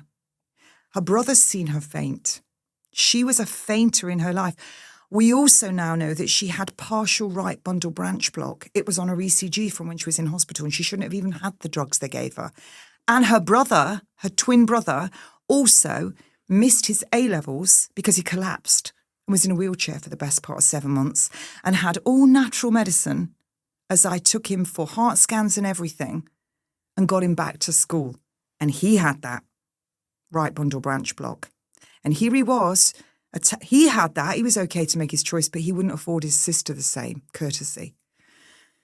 So I laid her in the recovery position. I was afraid. Why was I afraid? Because I knew we were being dragged through the court. That morning, the GP had called me and said she was going on annual leave because she'd got children. The GP was wonderful. She'd been at my house the week before to see Paloma in the house. She'd also written in her notes, no breathlessness, Paloma, no facial swelling. Paloma was in good spirits and she was quite happy to carry on. And she was having regular bloods done through the GP. So the GP had been in my house the week before, and this was now the Friday the 19th. So she'd seen her, I think it was a Thursday, she'd seen her. And she wrote this in the inquest. It was in her notes and she gave witness testimony. They never called that handyman. They should have called him because he was the last one who saw her conscious with me. They never called him. They just read his statement out in the court because the coroner gets to decide who comes in. If you're doing a big cover-up, Coroner Catherine Judith Wood, you're not going to call in the particular ones, are you now? No, you're not. And you're just employed by the council. And this is common law. Those coroner's courts, we pay for them. They're for the people, of the people. We pay for it, right under the principles of common law. She's employed by the council. It's not her court. But these are being used as cover-up places. So they don't call him. The doctor was called. She said no swelling. She wasn't breathless. So the doctor's seen her, and the doctor said to me on the 19th, I'm going on annual leave, and I wanted wide-spectrum antibiotics because Paloma's lymphocytes were low, and I wanted budesonide, which is a particular drug. It's a steroid, which if she got pneumonia, it's fantastic to give it nebulized. And during COVID, they showed 100% recovery, even in intensive care units using budesonide. But they didn't use that in the UK. No. $33. No, they would rather use remdesivir at over $3,000 a pop and kill you. 53% mortality. That's another story. So she said, yes, I've written the prescription. I said, great, I'll go and get it. And she said, if you have to use it, you would ring an ambulance, wouldn't you? I went, of course I would. So I've got my phone in my hand. I put her in the recovery position. I run downstairs. And as I'm ringing, I hit my friend who's 3 minutes around the corner. I take the chain off the door and unlock the door and I run in my treatment room and I get an airway because I've got a treatment room I do intravenous vitamins. And I grab an airway and I run upstairs and I put the airway and I put her on her back. And I was worried because she did have this mass in her chest and I didn't want to lie her flat. My friend arrives within minutes. I went, did you ring an ambulance? Because I said, can't ring an ambulance. She arrives. I said, did you ring an ambulance? No. I went, ring one. She calls one. It was minutes. So I said, get the oxygen. We put the oxygen nasal cannula in. We get her on that. You can hear my daughter's heartbeat because I said to her, I'm looking and I'm thinking, they said, are you doing CPR? I thought, but she's not cyanosed. So when you have cardiac arrest, you'll see cyanosis, bluey-grey tinge around the mucous membranes, the face, the fingertips, the nails. They might go clammy. This wasn't happening. I said, run downstairs and get my pulse oximeter. It's a £200 piece of kit. It's not a cheap one like the NHS use on the finger that they, mobile one. This is an expensive one. Works through infrared through the nail, and it will show if you've got, it's not just a case of it's beeping because you're pressing. So she gets that, we put it on her. All of a sudden, 110, 144, it's a pulse. And then it's going 34, 45, 50, or the sats are going up. I put the stethoscope in, I listen. I said, she's got a heartbeat. I'm going, Paloma, Paloma. You hear all this on the 999 call. You hear the machine in the background, beep, beep, beep, beep, beep, beep. And then you can hear the alarm going off, do-do-do-do, do-do-do-do. Because of the heartbeat was so high, it will alarm.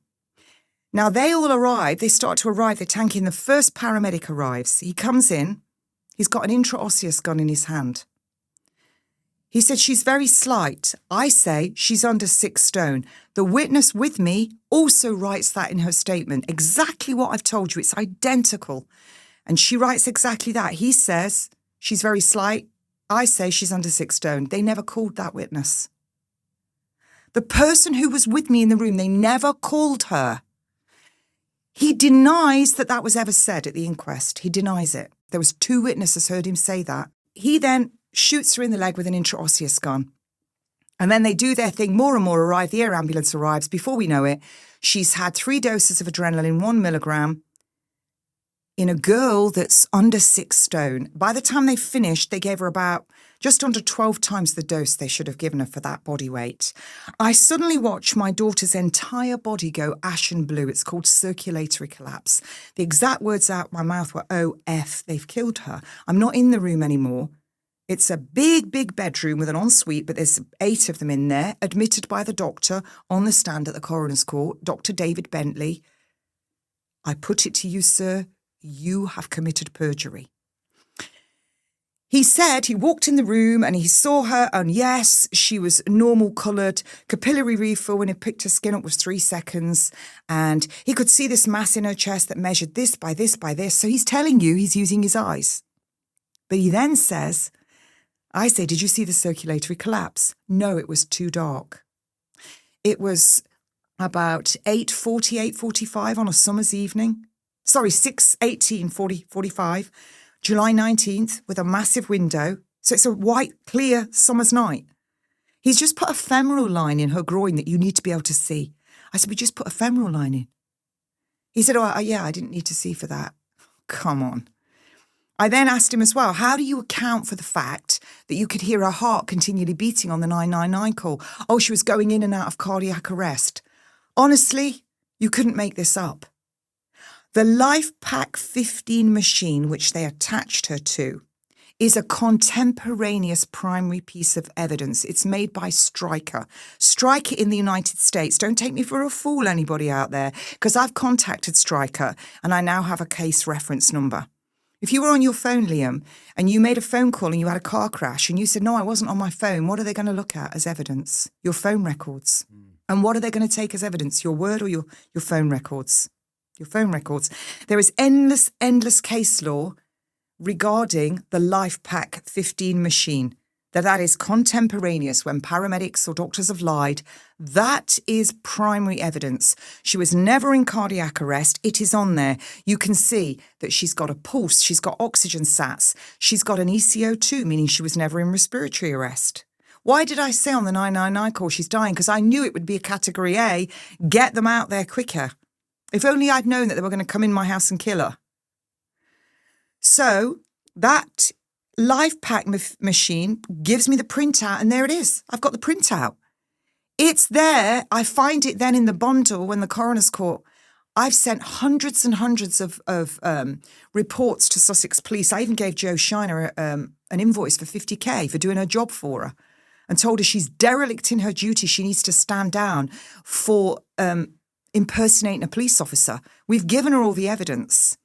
My daughter was never in cardiac arrest. Their own records prove it. And Dr. David Bentley on that stand said, oh, I disagree with that equipment. Oh, really, Dr. Bentley? Well, let's see what Stryker say about that. Because all of what goes into that machine goes into the iCloud and gets stored for 7 years. So I've now got administrators, so I've gone back with everything and asked them for the serial number of that machine, but they're not giving it. There was also the fact that once they got my daughter into the hospital and I next saw her, they wouldn't let me in the ambulance. They wouldn't let me in the ambulance. I said, can I come in the ambulance? No. That was how they answered me. I thought, this is really something's not right here. They sat outside my house for another 20 plus minutes with her in the back of the ambulance. They didn't take the air ambulance back. They go down to Brighton. In the back of the ambulance, they give her rocuronium, they give her midazolam, they give her more adrenaline, and they give her more rocuronium. These are drugs that they use to paralyse you. She wasn't coming out of that. They use them on death row as well. And they use them in organ harvest.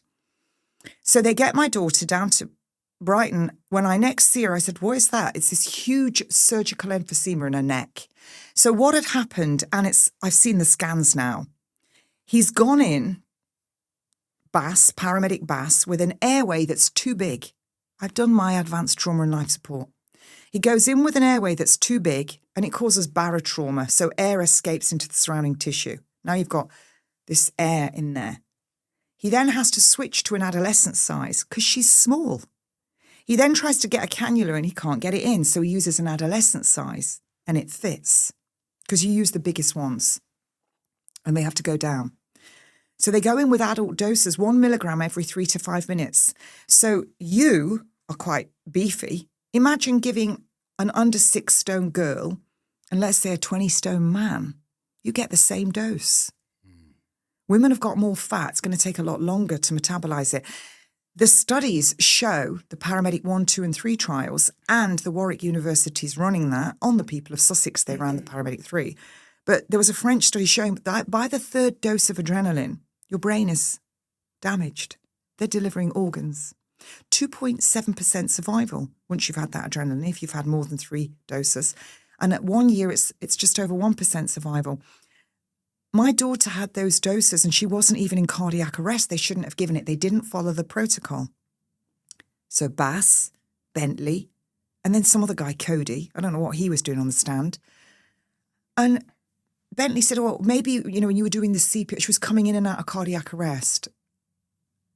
He said he didn't know the consultant from intensive care, but it turns out he worked in the intensive care for years because all of their Twitter pages have been erased shortly after my daughter's death, but their pinned tweet is a later one, so they've taken stuff off. But there he is. I went down his whole Twitter feed. I kept going back, all the people connected. There he is in the intensive care unit at Brighton. My new office, what a view. So he did, and the consultant said, oh, you might have seen Dr. Bentley on the unit. He was the one in your house. And yet, at the inquest, he said he never saw Paloma after the house. And he didn't know the consultant, but the consultant trains the air ambulance. He trains the paramedics. He's very entrenched in the university. He's a dean of the university and going to Maidstone Hospital. And this is now Brighton. Do you see the connection? They're all connected. And so my daughter's she's now in intensive care. The scan shows she's got pulmonary edema. She's got fluid collecting around her heart, which is called cardiac tamponade. The policies are that you address it immediately. Immediately. They didn't do it for 2 days. I only found this out later, but on the second day I said, she was swelling up. I said, if you don't do anything, I'm going to sue you for your house, your car, your mortgage, your pension. I'm suing you in your personal capacity, not the trust. I'm coming after you.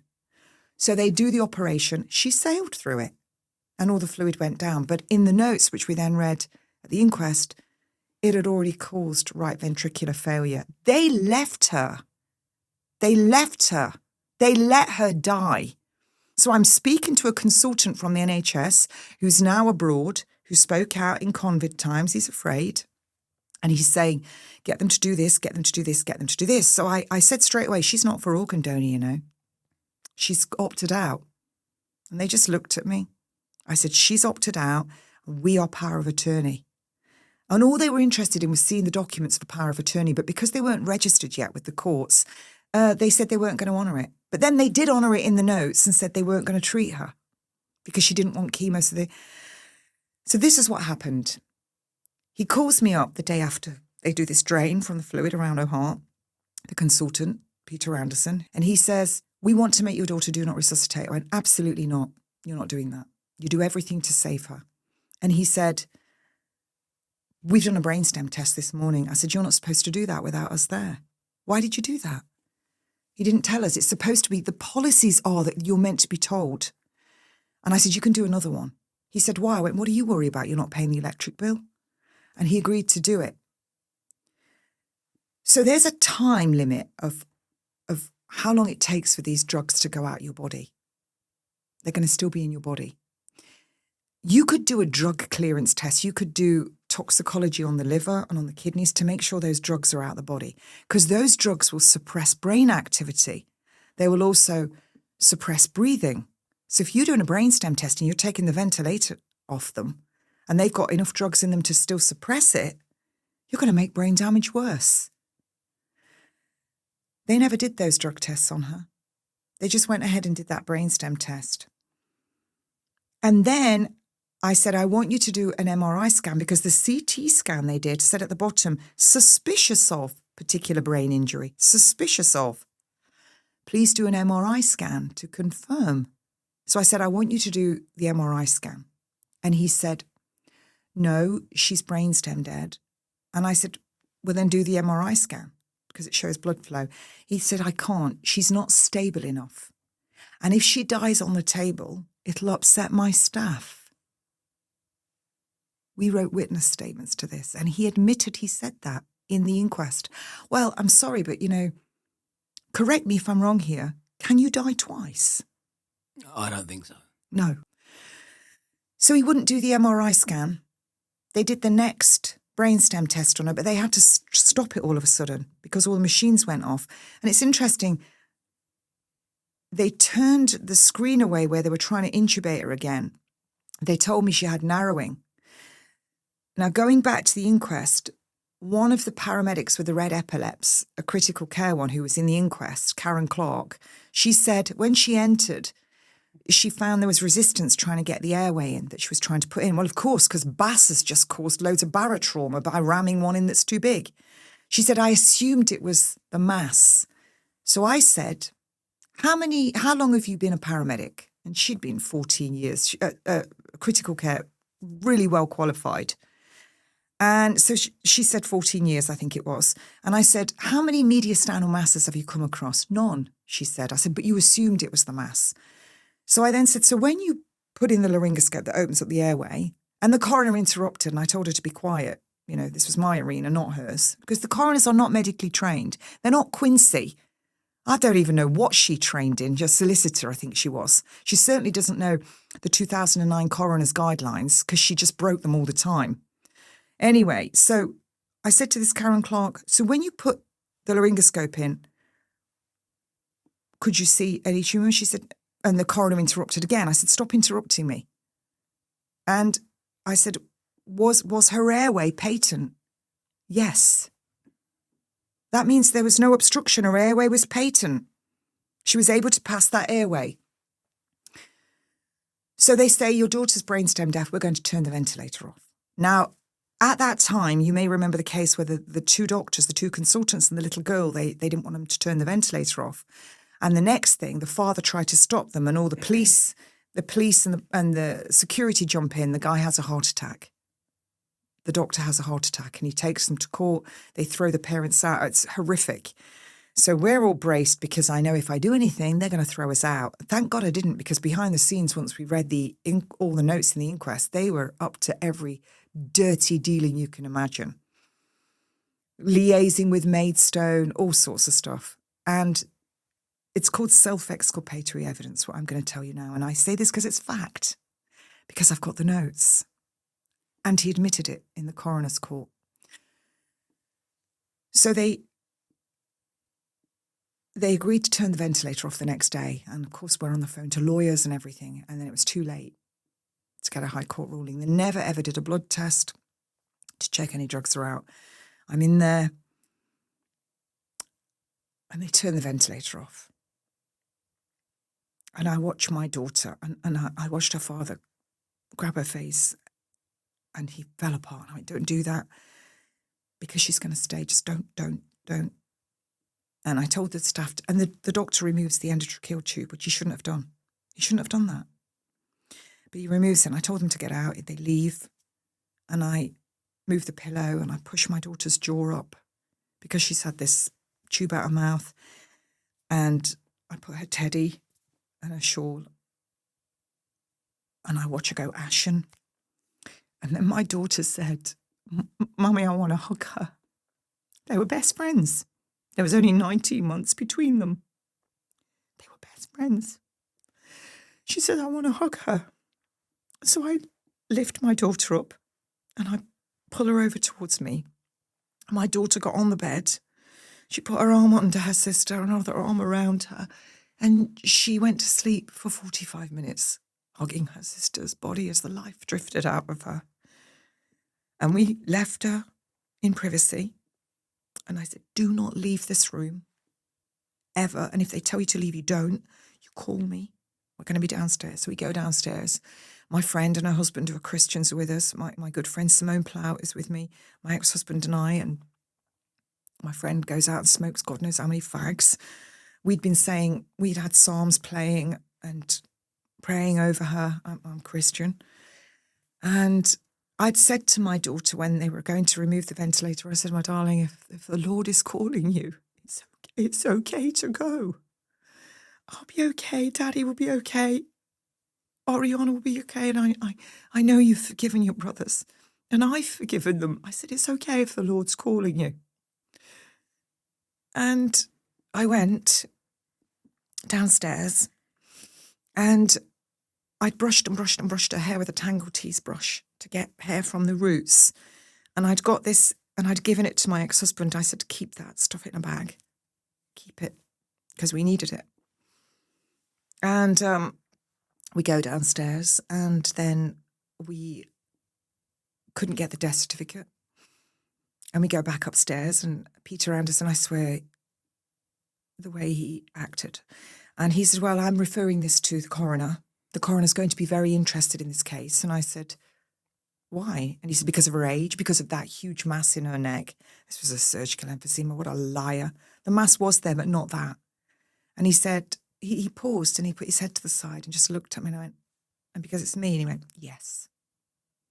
This is what witnesses saw it and said it. So we go away and we organise for her. And we get the phone call, there's going to be an autopsy. That was all we got. Later, we were to discover that the coroner, Karen Henderson, who doesn't work in Sussex, organises this autopsy. She's ticked no toxicology, don't take any blood, no tissue samples. So now would be a perfect time to take a tissue from the mass and prove that it was what they said it was, right? Because they only had a differential diagnosis. My daughter wouldn't have any more biopsies. She was going to wait a year. This is what she said. She would wait a year for a scan. And they didn't. It was a standard autopsy that was ordered. So they go ahead with this. They didn't tell us we could have a representative because I would have had one there, would have had a pathologist there. They broke all the coronial service guidelines. And Dr. Peter Anderson, who is a consultant anaesthetist in this area, he removed all the medical paraphernalia from my daughter's body before she goes down for autopsy, before she goes down to the mortuary.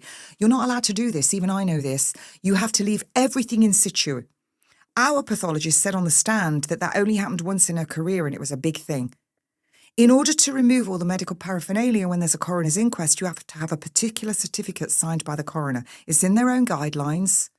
𝐬𝐮𝐿 guidelines, the 2009 coroner guidelines, written, co-authored by Alison Hewitt, who was brought in from the City of London as a senior barrister in KC to be in the inquest for barrister for the coroner to try and attack me.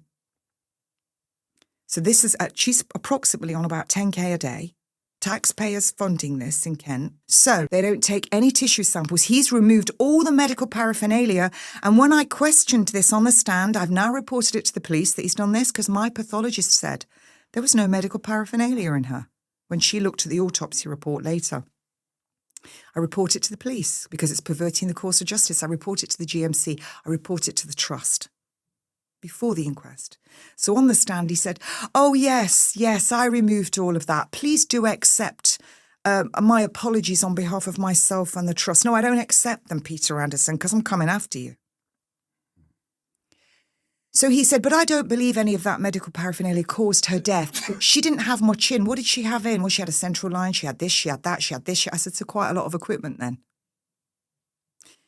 And he said, I don't believe it caused her death. And he said he believed that she died of a brain injury that happened in the house. He believed she had a heart attack that caused the brain injury caused by the cancer. This is what he said. That's like saying, oh, I stabbed her, but I know it wasn't the knife, so I wiped it clean and tossed it in the river, but that's not the cause of death. You can't say that the hospital or the medical paraphernalia doesn't cause the death. This is why we have autopsies. This is why we have inquests, inquisitorial. Bring all the evidence in. Well, not in this case, because the coroner gets to decide, and she cherry-picked because they had a narrative. That wasn't an inquest for my daughter. It was nothing more than a propaganda slur because of what my daughter's death has uncovered. So they remove everything. I get my daughter's body back. We get it back. Not for me personally, but where it is. And I said, right, have a good look at her. What do you see? They haven't opened her head. They did no examination of the brain. So no CT, only a CT that said that there was suspicions of this and this and this. So they never do an MRI scan of her head, and they don't examine her brain to prove that it was brain injury. And that's why they were turning the ventilator off. They do a very basic examination of her heart, which on the inquest states no old or new evidence of infarct. That means no heart attack. No heart attack. That's what it means, people. They didn't preserve her heart. Now, we had our own pathologist at the inquest, and she ripped them to pieces. Her transcript of her testimony is phenomenal, and you can all read it soon. We can't give you the recordings, but we'll give the transcripts. And they've reported her as well. And we gave her report to the police before the inquest. And the police broke their own GDPR by giving that report to the coroner without our permission. That's okay, Joe Shiner, because I'm coming for you right now on that one. As these people all know, we've been very busy behind the scenes waiting for the whole slur to end. So they didn't save her heart. They didn't do any other. There was no heart attack. And yet the coroner's now written heart attack that led to a brain injury caused by non-Hodgkin's lymphoma B. That on the death certificate is worth nothing because none of it can be backed up with evidence, not a single piece of it. So I got my daughter's body back, but they've got the wrong name on the death certificate. The original death certificate just said large cell lymphoma B, and we got them to remove that, and it said to be determined at inquest. Now the Banana Republic's come up with complete rubbish that Peter Anderson comes up with. I believe it was this, this and this. What? So we have an autopsy, but we believe the doctor from the intensive care unit that trains the paramedics and the air ambulance, the very ones that overdosed her with adrenaline, that should have given her a paediatric or a small person's dose, according to their own literature. And how do we know she was overdosed on adrenaline? Because she had copious amounts of pink, frothy mucus streaming down her nose. The suction bottles were full of it. Her SATs began to drop. And when we said to him about the pink, frothy mucus, he said, oh, yes, I saw it. But I've never seen that at any other time in my career. Really? When you're training the air ambulance, when you're training paramedics, when you're a dean at the universities, when you're a top anaesthetist, and it says in your own training manual that pink frothy mucus and pulmonary edema, which they've diagnosed now on a scan, which we now have all the notes, diagnosed on the scan states pulmonary edema. All the evidence is there, and it states that these are absolute indicators of adrenaline overdose in small people and children is pink frothy sputum, the mucus, which the suction bottle, when I got there, was half full and there was suctioning out of her nose. And my friend said, they've emptied that bottle. That was full. And he said he's never seen it before. There are so many publications on PubMed and everywhere about that very thing. So I find it very hard to believe that someone of that position, who's a dean, who trains, doesn't know that. Really? Well, I'm coming for all of you. You just have to get all of the evidence, and it's all there. So they put the wrong name on the death certificate. So now I can't go and apply for administrator, because if I do, what am I doing? I'm committing fraud. It took us months, nearly 6 months, to get that corrected. But anyway, we go to an undertaker that we know, and we have my daughter cremated. And we have a celebration of her life. And there was only 25 of us there. The 7 friends, she named 6 of them. My daughter, and I'll tell you about that at the end. And we have a wonderful ceremony. But before we leave to go to the place where we were having the meal with everything she loved, the flowers and her pictures and all her friends talking about who she is, I go into the back and there's her white coffin. The flowers are taken off, and there's the undertaker and the guy that owns the crematorium. And the oven is fired up because we paid extra for that. They don't cremate you all in the same day normally because it's too costly. I brought her into the world. And the undertaker, who's a good friend, he was with us at the funeral. He said, when you're ready, Kate. Her dad couldn't come in. And I'd seen her at the funeral place. She was just wrapped in one white cotton sheet, which is biblical. And I'd seen her. I was the only one who saw her. This tiny, beautiful girl. And there I was standing next to, and I could feel the heat of the oven. And I could see it. And she's on this runner. And I said, I'm ready. Yes. And the door opened and all the heat came out and her coffin went in. And I watched the door go down. And my daughter was now. And the next day I got her ashes, and the next day I pressed a big red button on the emails, and we began. We had the celebration of her life. We stayed 2 nights there. And we came back and we started. Now, I haven't told anybody this, but I want to tell you. And I decided you were going to be the one that I would go public and tell about this. I'm good friends with the pathologist now, very good friends with her. I'd already looked into near-death experiences in my lifetime because when I'd nursed people, I've seen a lot of death. I worked in a gynecology ward as well where we did abortions, suction termination of abortion. I've blood all over my hands. And I've seen people traumatically die gradually. I've done last rites where you wash them, you tag them, you tie the toes, the knees, the wrists together, ready for them to go down to the mortuary. This is why I know you don't remove anything. You tape everything in situ. And there was times in my career where I thought, who is that? I was in a room once and I thought, I felt like there was nobody in there when I went in, just me, the nurse, and that was it. But the nurse had gone off to get something and I'm looking at the guy and I opened the door quickly on a room because I thought, there's someone else in here. I was only young, and that stayed with me. It was just at the end of my nurse training, Glasgow Royal Infirmary. So I'm fast asleep. It's 3 weeks after my daughter's death. We're talking constantly about this brain injury, and I'm talking to my researcher, my ex-husband, and they didn't open her head, and what are we going to do about this? And all of a sudden, my daughter wakes me up. And she's right in my face above me. And she's shouting, Mummy! Mummy! And that's how they used to shout me when they used to get cross in my house. And my daughter has hands like mine. Rub your finger on my hand. They're really soft, but they don't look it. They're all right. Yeah, they're like transvestite hands. They're really big.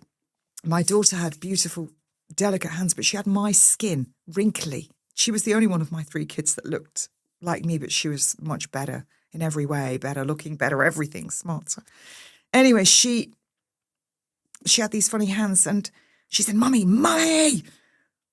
And I thought, oh my gosh, but she's dead. Does she not know she's dead? What is this? Oh. And she said, why are you holding on to my head? Why are you holding on to my head? And I thought, am I awake? Am I asleep? And all of a sudden I felt her hands. I was asleep with one hand above my head, one down. I felt her little hands slide into my hands. It was the most surreal experience. And I gripped them and was rubbing to see if I could feel the skin. And it was her hands. And I started to weep. And I gripped them.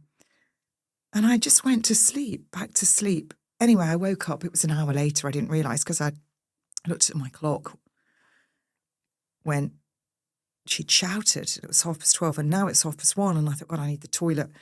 And her hands were still there. And I let go of her hands and I felt totally peaceful. Totally, utterly peaceful about it all. 3 weeks later.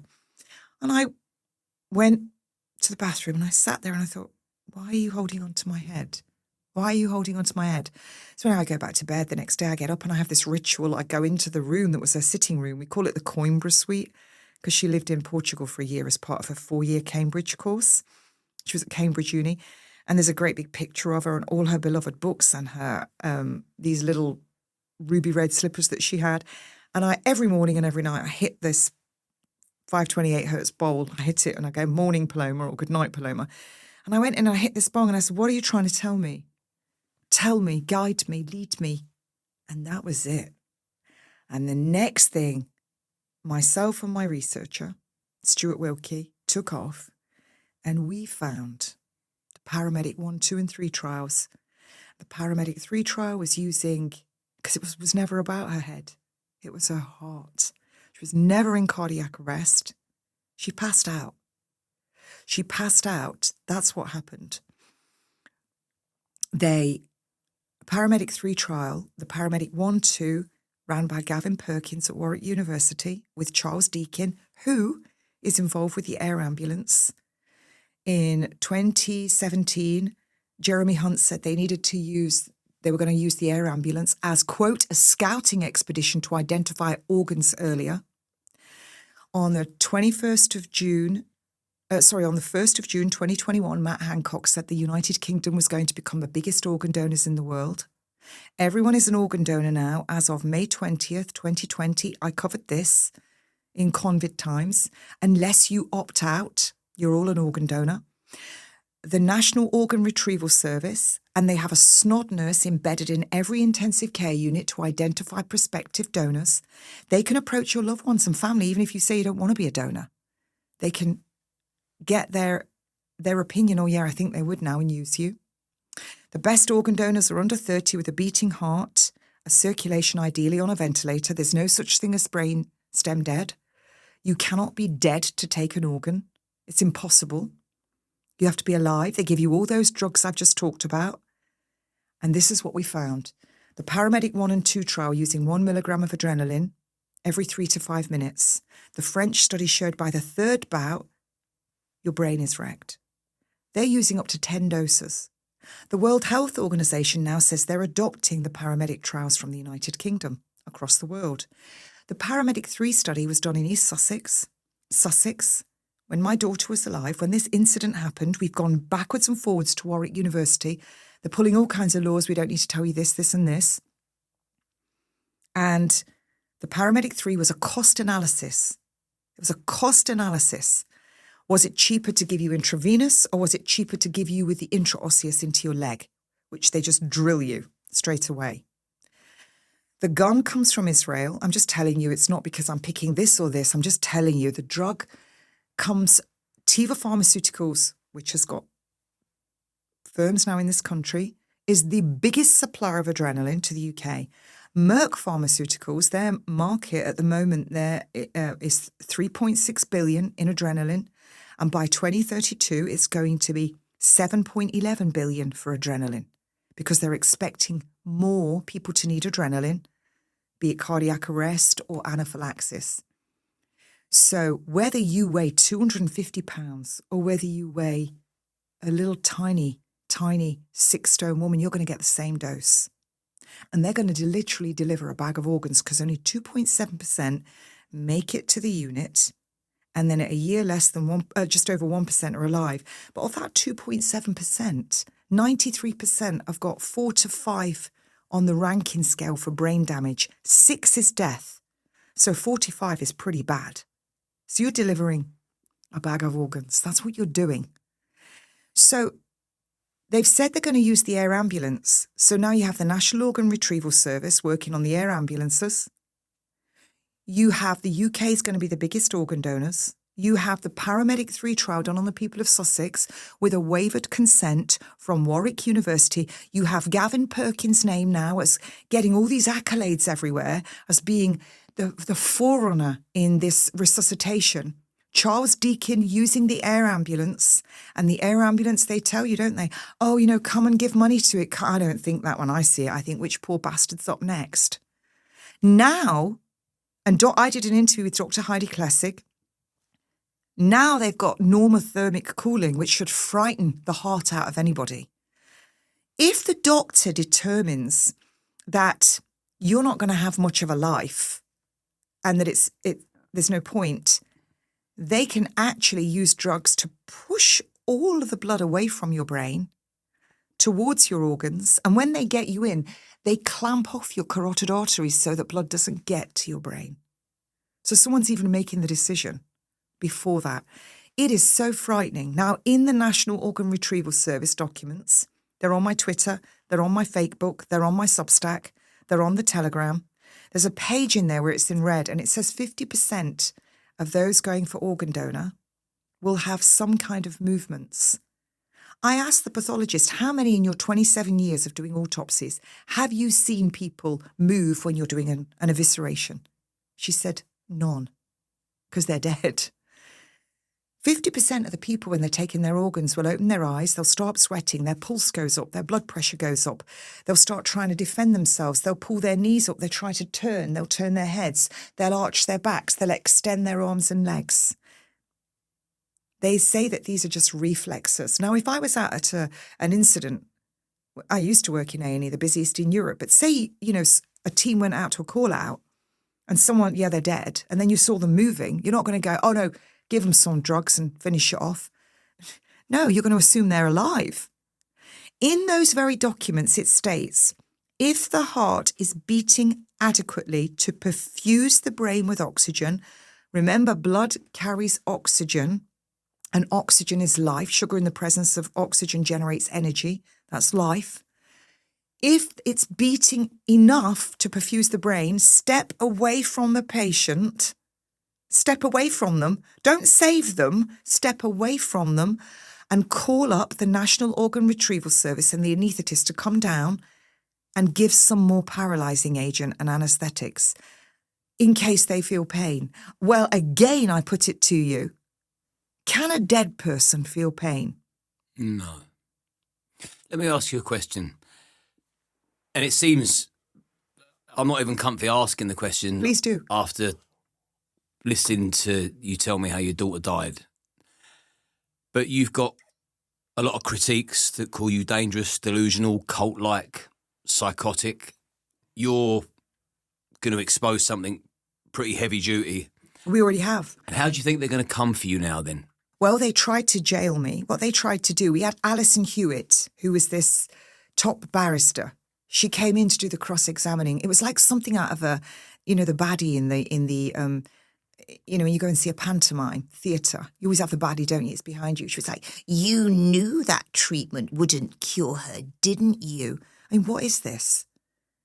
She was like a vulture circling and circling with the same, in fact, I said that, it doesn't matter how much you circle and circle with the same question and swoop in, my answer remains the same. Move on.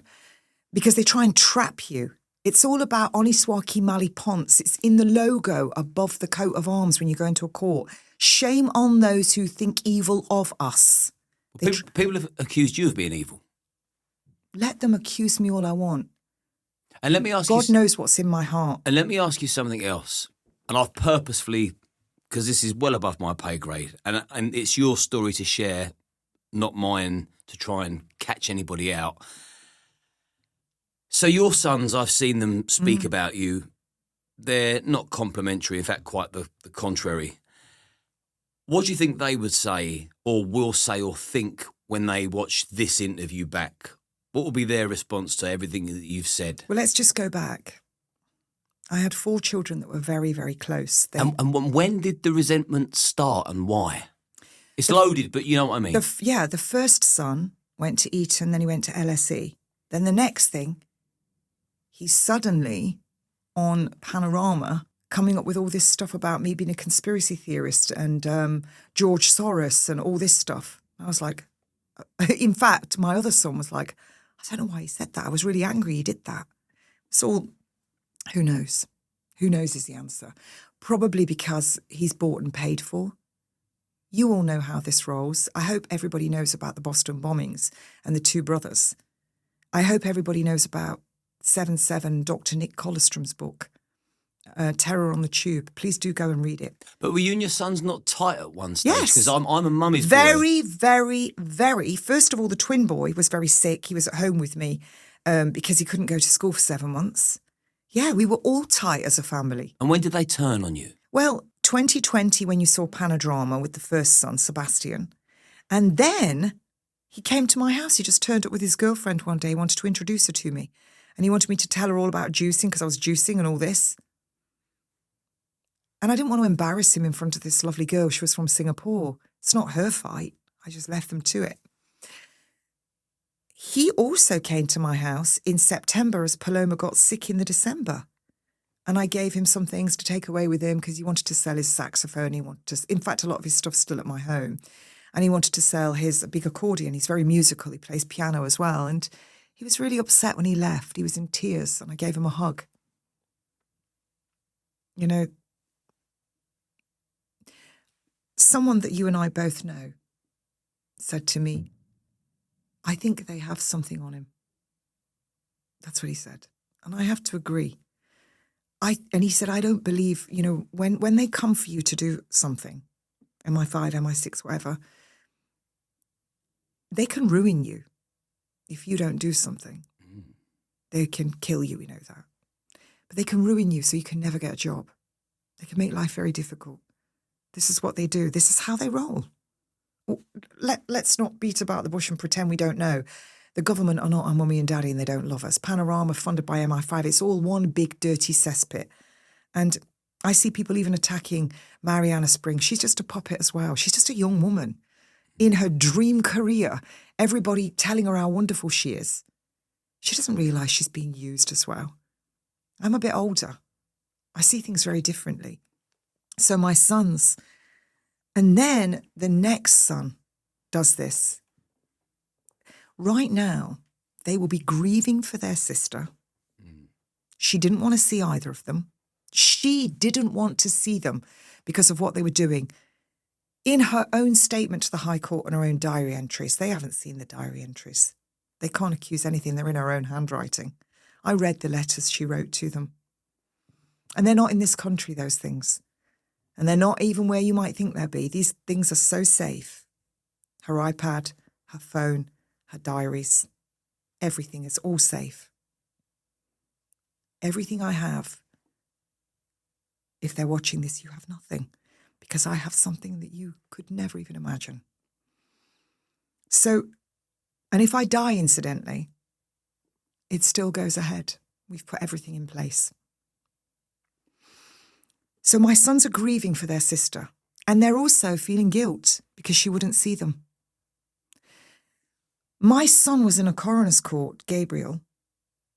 I didn't recognise him. There was all these strange tics. He had several COVID shots and was very sick. He calls his sisters and says he thinks he's going to die. He was so ill. I already know his medical history. I know everything about him and I'm not going to talk about a lot of it. I don't need to on here. I also know that he hacked. I think he might have had some help with somebody that's a bit of an expert in computer science and also maybe works with computers. You know who you are if you're watching this. I'm coming for you. They hacked 10,000 of my emails and gave them to the coroner and gave emails to the coroner, which she used.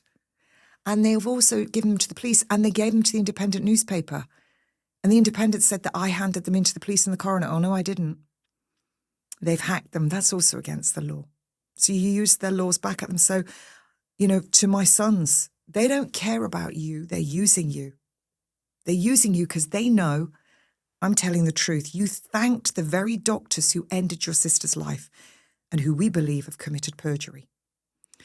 You thanked them. You have your own guilt. I don't know why you're doing it. I think I know why you're doing it. Does it break your heart? Let me answer this, then I'll tell you, because I'm trying to be pragmatic and then I'll do the emotional side. But they are using you.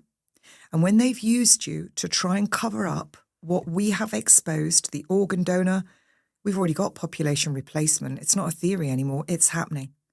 It's happening in the UK. They're including the numbers in our population so you don't see how many are dying every month. How they're now, I talked about the nasal spray at the beginning of this interview. They're going to use my boys. And when they're finished with them, they're just going to cast them aside. They used my son in that inquest. They used him in all the media everywhere. They let him run with his mouth in that inquest talking about stuff which was ridiculous. My other son posted all this lies and nonsense where if we had done even an inch of that, it would be in the medical notes, it would be in social services, the school. Children do not thrive when they're being abused like that. Our children thrived. They went to the top schools, the top universities. They thrived. This does not happen in abused children. Remember who I said my ex-husband is? He's been right in with the 9/11 Truth Coalition. He's been approached several times by those very organisations. He got approached when he was in language school as a young man. He's written some brilliant documents on it. They know what we're doing. And they don't like it because people didn't take those COVID shots because of a group of us shouting. Now, I gave all those organ harvest documents and everything we found out to Mike Eden, and Mike Eden took it to Kennedy, and I see Kennedy's talking about that. We uncovered a lot of that. We put it out to the public. We've done interviews all around the world. They're using my boys, and my boys just don't see it yet, but they will, because they will cast them aside, because this is about 𝐼𝐸𝐴𝐸 shame on those who think evil of us. This is about destroying everything that I have. This is about taking my children from me, taking my livelihood, destroying my reputation. I don't know, kill me. But you know what? Am I afraid? No, because I know you don't die. I'm a Christian. I know you just leave this earthly body. I've read enough books now. I've spoken to enough doctors who've actually witnessed it for themselves and also experienced it, been part of it, of what happens when you die. So I'm going to be judged on everything I've done, including working on an abortion ward. I will never be judged for taking my daughter's life because I tried to save her at the point where they were killing her, when they overdosed her. I was in that intensive care unit. I wanted them to do that drain on that cardiac tamponade. I did everything. And my son as well. And the truth always comes out. Always, always comes out. Then you ask me, how do I feel as a mother? I'm devastated. Well, you're very matter of fact when you speak. It's been hard to gauge. I'm devastated. That's with all due respect as well. I wake up every morning in the very house where they were reared. We moved in that house when I was 30 weeks pregnant with the youngest. There's just under 4 years between them. Every single piece of the floor is where their feet have walked. It's impregnated. They took my daughter's life in that room. Everything, her clothing is now being worn by children that would get use out of it. I gave everything and just kept a few personal things.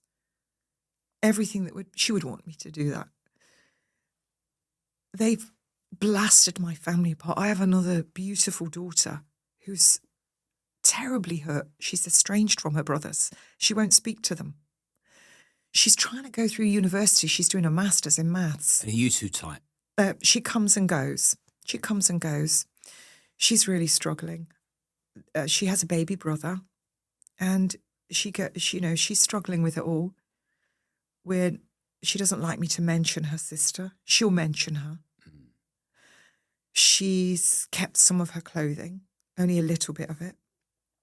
She has a room that's all been done fresh for her at home. She won't see her brothers. she's lost her sister. This breaks my heart. You know, she wanted this high-rise job, and then she said just before she died, she went, none of it matters, does it? Cambridge, nothing matters, does it? She said, do you think anyone will marry me still? I went, of course they will. She said she just wanted to be a mummy, get married, have children, and she was a fantastic dressmaker and designer. She wanted to do this. So this is what we were setting up. She was going to do this, just go into dressmaking and designing. And I'll never see her get married, and her sister will never be her bridesmaid. They'll never have children together. And their brothers have lost their sister, and they've lost their other sister right now, and she's lost her brothers. They were very tight. They had a WhatsApp group. They would all get together and go out together. And the limbic part of the brain is a very interesting part of the brain. It will lie to you. And what's happening is they're being snowballed with more and more and more lies till reality they don't know. But what I saw in the inquest was a boy who, even when the 999 call played, and I have that 999 call, we own it now, he didn't cry. It was so difficult for me to listen to. So emotional. And I watched him. Nothing. He's not normal. Whatever's going on with him, it was not normal behaviour. I call it demonic. I don't believe any mental health exists. I believe it's demonic possession. And there's a lot of psychiatrists, psychologists who are now coming right out and saying it. Sixth Sense was a movie that showed you in the first few minutes of that movie, told you the truth about demonic possession. That's why I don't drink. And I see my family blasted apart. And I was driving here today and I thought, every day I pray, every day I ask the Lord to fill them with the Holy Spirit and forgiveness, because I know that's the only thing that works, is prayer. And I was driving here and I thought, how does this... And I often, every morning, I go, I don't know what to do now. I don't know what to do now. That's before I even get out of bed in the morning. I've lost my daughter. And she was beautiful. We had our ups and downs like mothers and daughters. Who doesn't? And my other daughter, it's so difficult for her. And for her to get on the bed with her daughter and watch and feel her sister go cold and stiff, that's going to affect her for the rest of her life. For sure. Her two brothers, they won't have closure. And it tells you in the book of Revelation, when you go against your parents, what happens to you? You should always stand with your parents or your days will be short. I'm afraid for them. I'm afraid for what comes next. I'm afraid for them. I'm not afraid for myself. I'm afraid for them because they're lost. They're lost. If you are estranged from your parents, now even if your parents are in prison or they've done terrible wrongs, you can always make your peace within yourself. You know, if you'd been abused, sexually abused, obviously, but I'm saying you make your peace within yourself. You have to forgive. You don't need to accept it and be near it, but you have to forgive because otherwise it will poison yourself. It's like drinking poison, very famous saying, and expecting it to hurt your enemies. It won't. I know in my heart that God Almighty will fix it. I know that. And I know that as sure as I know that day follows night. I know that will come. I know it will come. I mean, this is just skimming the surface, what we've done. There's finer details and it's going to continue to go on. So where can people that are completely intrigued and interested to find out more about your story and where it goes next, where do they find you? Is it X? 𝐾𝐨𝐺'𝐿.com. There is a contact form, if it's health issues, of course, because I do dietary healing, for diet and detox, not to replace medical advice. It's vitality regained at protonmail.com. It's at protonmail now because of my emails being hacked. vitality regained at Proton Mail. Oh, 𝐾𝐨𝐬𝐵. Yeah, I'm on X. 𝐾𝐨𝐵. I'm on Faceplant, Fakebook, Facebook. I'm on Instagram. I keep getting banned off TikTok. I'm on Substack. I write articles on Substack. I've wrote about adrenaline. I've wrote about 𝐟𝐸𝐵𝐾𝐭. And where can people find all this, the evidence? All of those studies that we found, I've put a lot of it onto Substack. There's links to it everywhere. I have all the documents. They're in the public domain. Please don't come to me and go, can you send it me individually? Because I'd be here all day. Please do go and read where I've put it. But luckily, today, things are moving and I have administrator now because they lost my administration January last year. Can you believe that? As soon as I got the death certificate in the right name, they lost it. I finally got the death certificate in the right name. So just before the inquest concluded, I put it back in, a new application, and I prayed on it because it takes 3 months before they'll come back to you. I prayed on it because I needed it. I needed it for what we're doing. And I fasted and prayed several times as well. I did a 3-day fast as well and prayed constantly. And I got an email 24 hours after they'd received, because you have to send it in paper format, telling me I'd got administrator, telling me it would be in the post within 10 days. 24 hours later, I received it through the post. Thank you, Lord. And I've then gone for everywhere now. And they have to, by law, and we quote the law, this is my ex-husband and myself, and we have had legal advice, and we also have someone else working with us. I've now gone to each of the hospitals for everything, every stick-it, every email, everything. I've gone to Stryker in America for the Life Pack 15. I've gone to South East Coast Ambulance. I've gone to Kent, Surrey and Sussex Air Ambulance. I've gone to that osteopath. You better give me what we've asked because you've now exceeded the time. So if you're telling the truth, you have nothing to hide. I've gone to his governing body. I've gone to the GMC. I'm now going to Warwick University again. I'll have both sets of notes then because I can't use the notes from the bundle because if I tried to use them, I'd be committing contempt. So I now can apply for all those notes, which I've just done. I've asked for all of their policies, the CEOs who have put them on notice. I want all their policies from each of those places about a signed consent form. I want the policies on removal of guidelines and medical paraphernalia, removal of all the medical paraphernalia. We've got all of the transcripts. We've got everything. And I'm now going back to the police.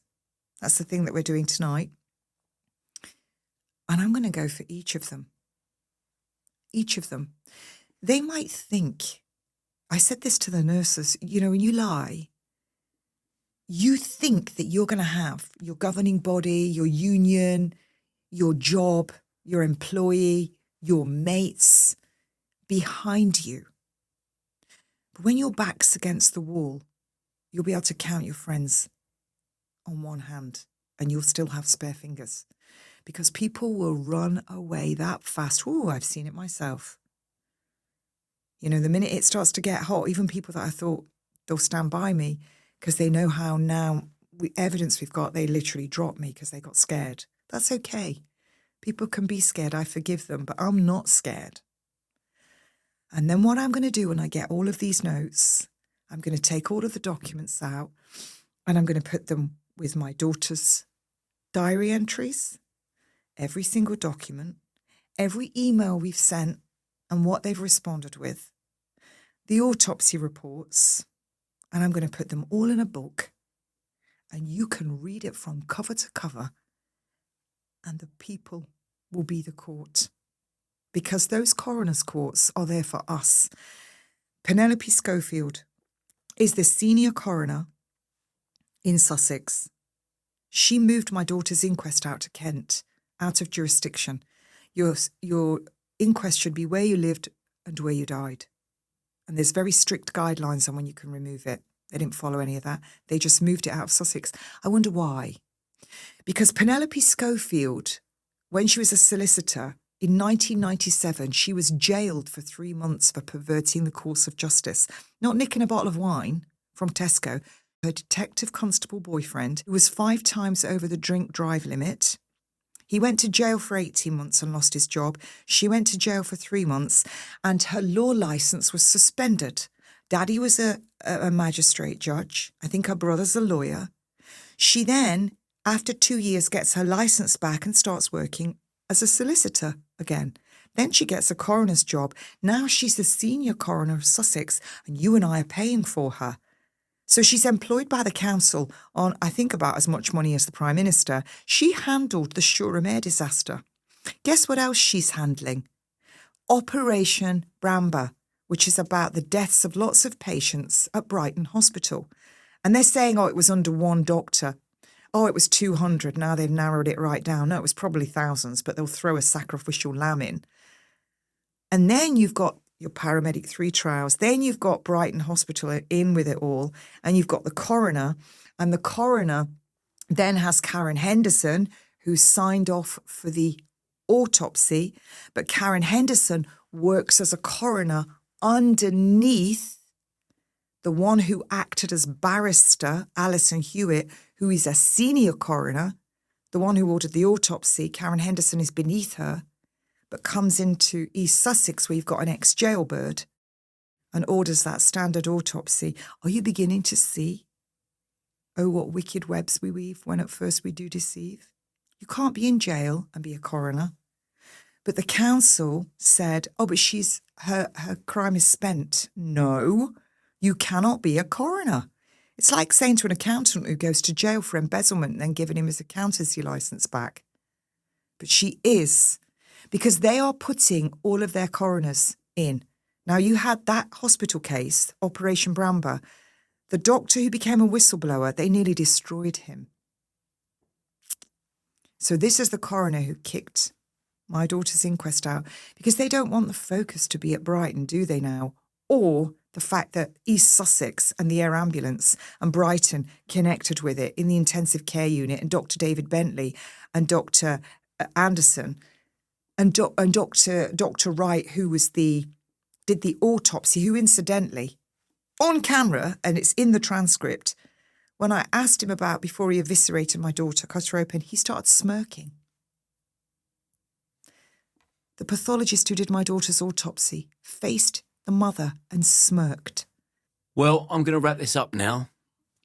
I'm going to ask people to like and subscribe to the channel. I'm not often lost for words. I am today. You know where to find Kate if you want to find her. And I hope the truth prevails and I hope you find peace. And I'm very sorry that Paloma is no longer here with us. But I am gobsmacked and the public will be the judge and jury because that's the world we live in now. And they will. Yeah. What will be will be. And in all of this, look after your own mind as well. My mind's good. Thank you. And thank you for coming on and sharing that with me. Good luck. Thank you.